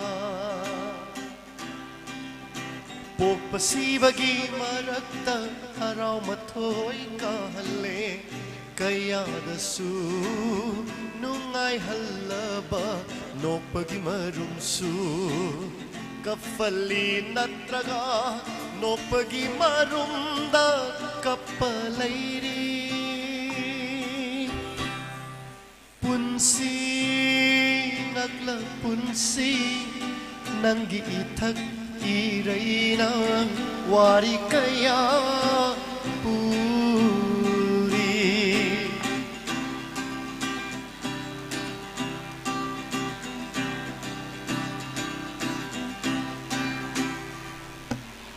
Bigi haurak fam mitluni awabagi haurak fam thamoini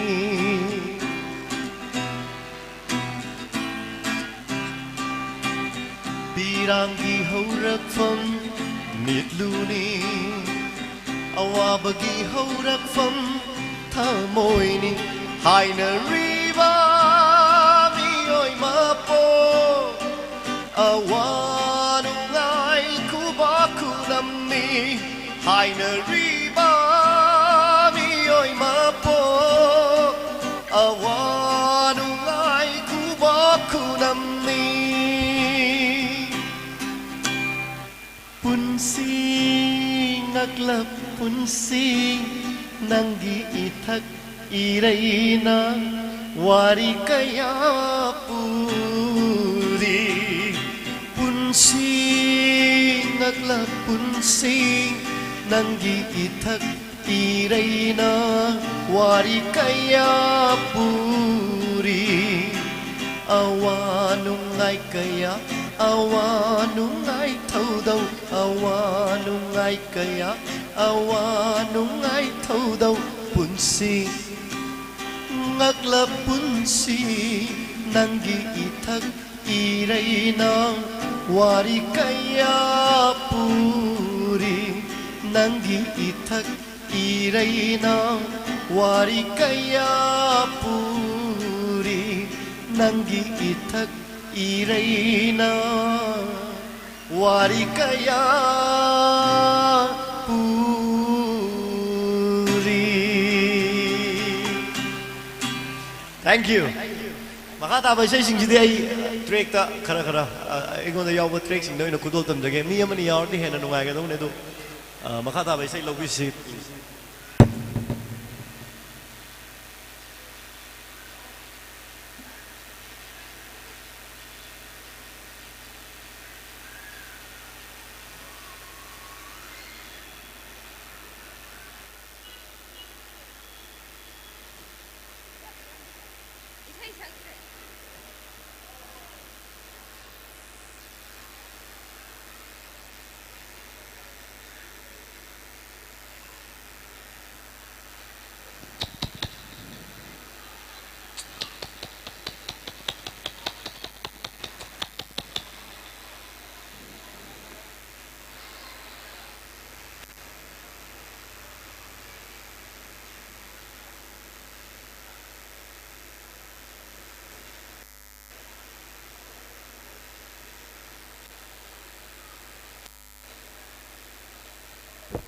Sasingna thaba paisa se yam dori he ngasidi.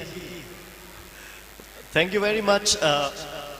Saksakiba isai sing aduga school gi environment ta sakpa yaba isai sing manung dagi isai ama ai hujik lokhot chage aduga lapiri ba khuding man su angang sing do rhythm kuba kharkasum kuba tambiba pai extra curriculum subject se am mathau tare isai sakpa jagoi saba Nawaidi isai sakpasu jagoi sabasu kanantana saning halamde sah ningamde do masi yam maru oiba subject ama oirei aduna angang singda support tawbigani tabisi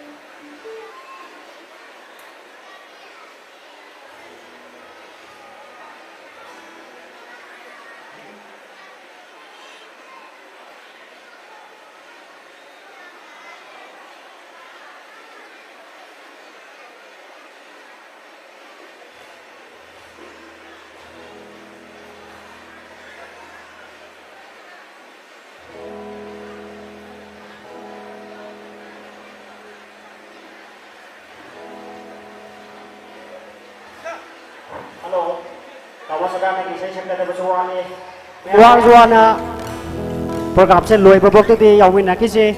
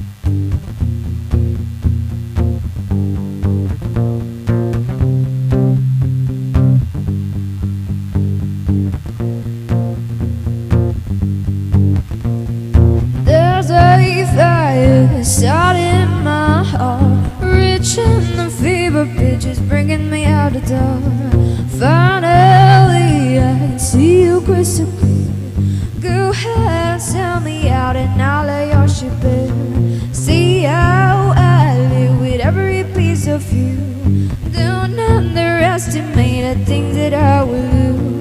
There's a fire starting in my heart, reaching the fever pitch, is bringing me out the dark.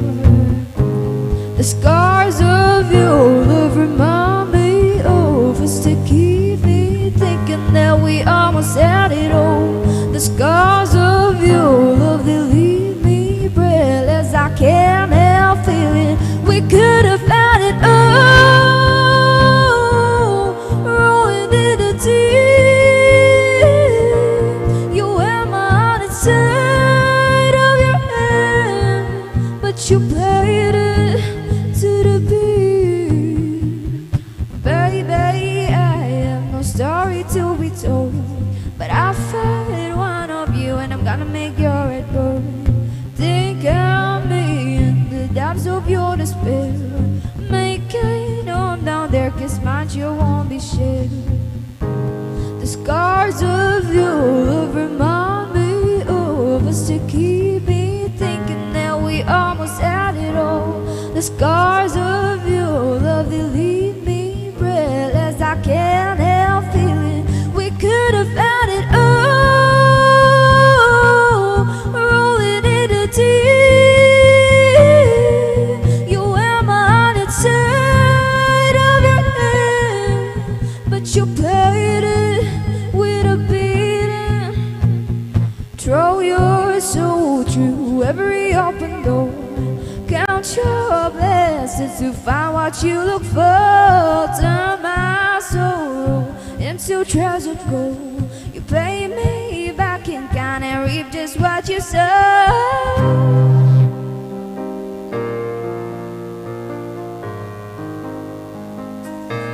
We could have had it all. We could have had it all. It all, it all, it all. We could have had it all. Rolling in the deep, you had my heart inside of your hand, but you played it to the beat.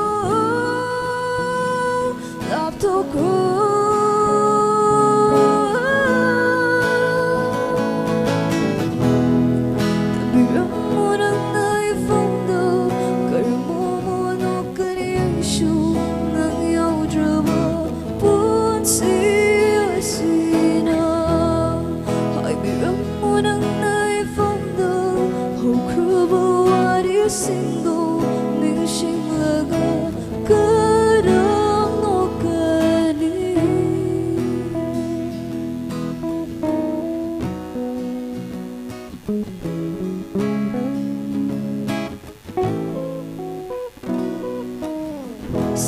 ꯂꯩꯖꯈꯤꯕ ꯅꯪꯕꯨ ꯑꯩꯅ ꯄꯨꯟꯁꯤ ꯆꯨꯞꯄ ꯑꯩꯒꯤ ꯈꯟꯗꯨꯅ ꯑꯗꯨꯕꯨ ꯑꯌꯦꯠꯄ ꯑꯣꯏꯔꯝꯂꯦ ꯅꯐꯝꯗ ꯀꯥꯊꯣꯛꯈꯤꯕꯅꯤ ꯂꯩꯖꯕ ꯄꯨꯝꯕ ꯄꯨꯟꯁꯤꯁꯤꯒꯤ ꯑꯣꯏꯔꯅꯤ ꯈꯟꯗꯨꯅ ꯄꯨꯝꯅꯃꯛꯇꯨ ꯑꯔꯤꯕ ꯇꯥꯔꯝꯂꯦ ꯏꯐꯝꯗ ꯑꯩꯕꯨ ꯊꯥꯗꯣꯛꯂꯝꯂꯒ 이낙되게 lap토크가 아이보 까방은 없나니 칼라디 아이보 미라 이름나가 아이보 나타 이름나가 몸은 미농 없당나니 칼라디 까우토크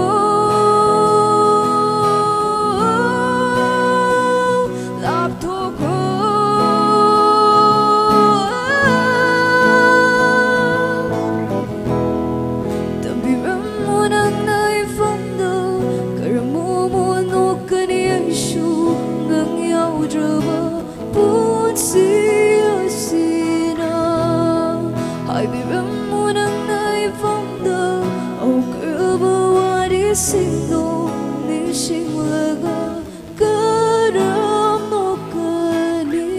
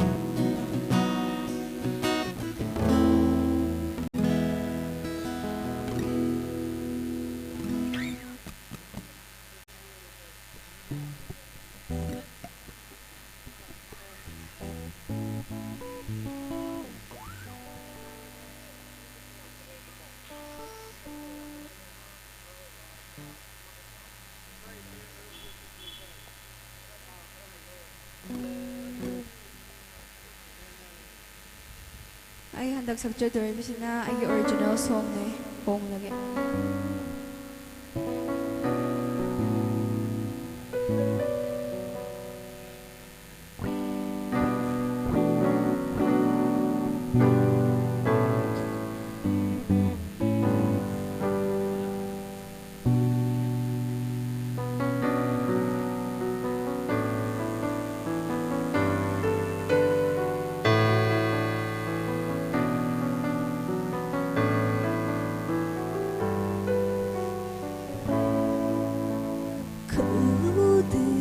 속도는 홍기니 아이보 능기 아이빌 시공진 딩칸기와 비니 손타라바타 몽기와 가니 나트라기 칼라브라 가브슈에디 미시 이다바슈에디 adubulau nam hai banangi dat kiwa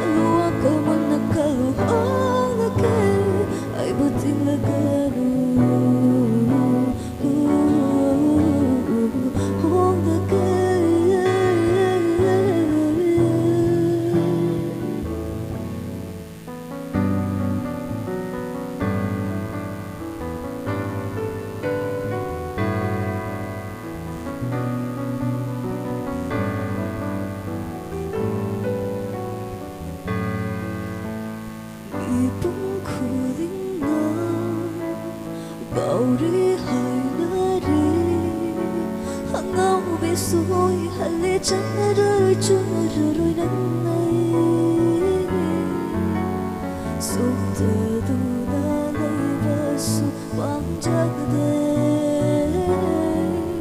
kalu wak man na kau mo mo no pu put si do ni pam na ri ma kalu wak man na kalu hang la ke ai bu ting la ga nu hang la ke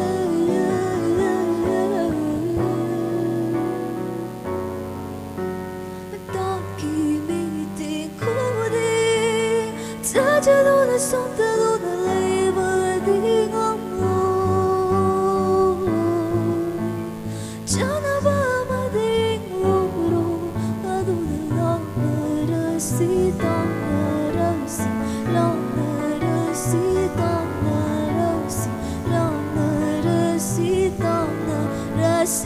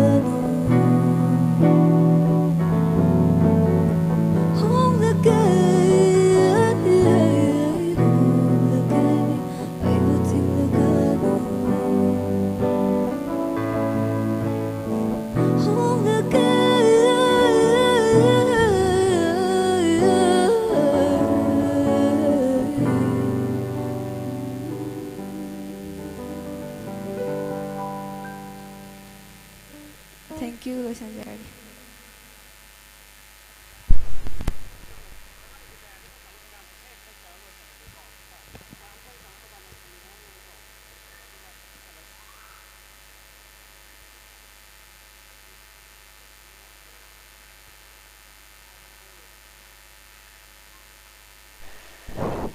Thank you. Mayang warsuwa na ngakta ngai bi bagi aroi baina kautok jari tamo sadananda mana isai makata lantok piram gani masih loiraga ngasi ki thorom tension jarane kautok jari tamo sadananda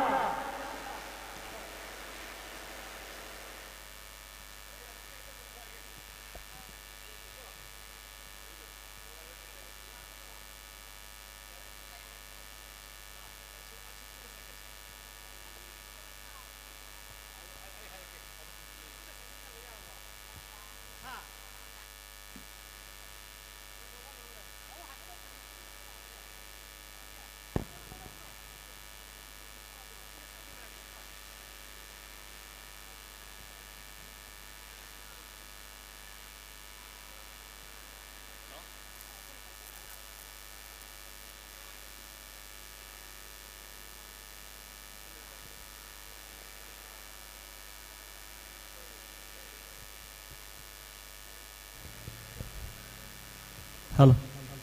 Loisalak pa sida say nungai nungai mayam tabi kre isay yamakag ibanik pullaga di say yam toina sakpa natraga pamana sakhiba yam leibanate aduga tanja sida isay yamakag khudol tamjage aduga sina penthok pinaba agi live yemgiri besili naw singna khanbira ko isay mayam sakhauda yabudo mathangi tanja chabada muk saksage tabisi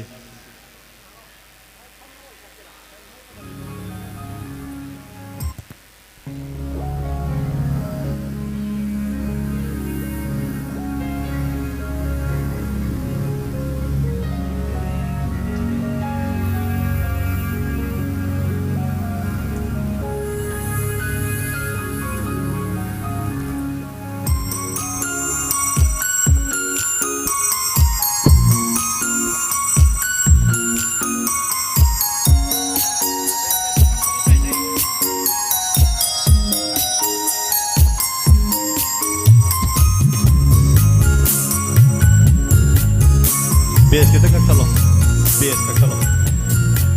Berapa?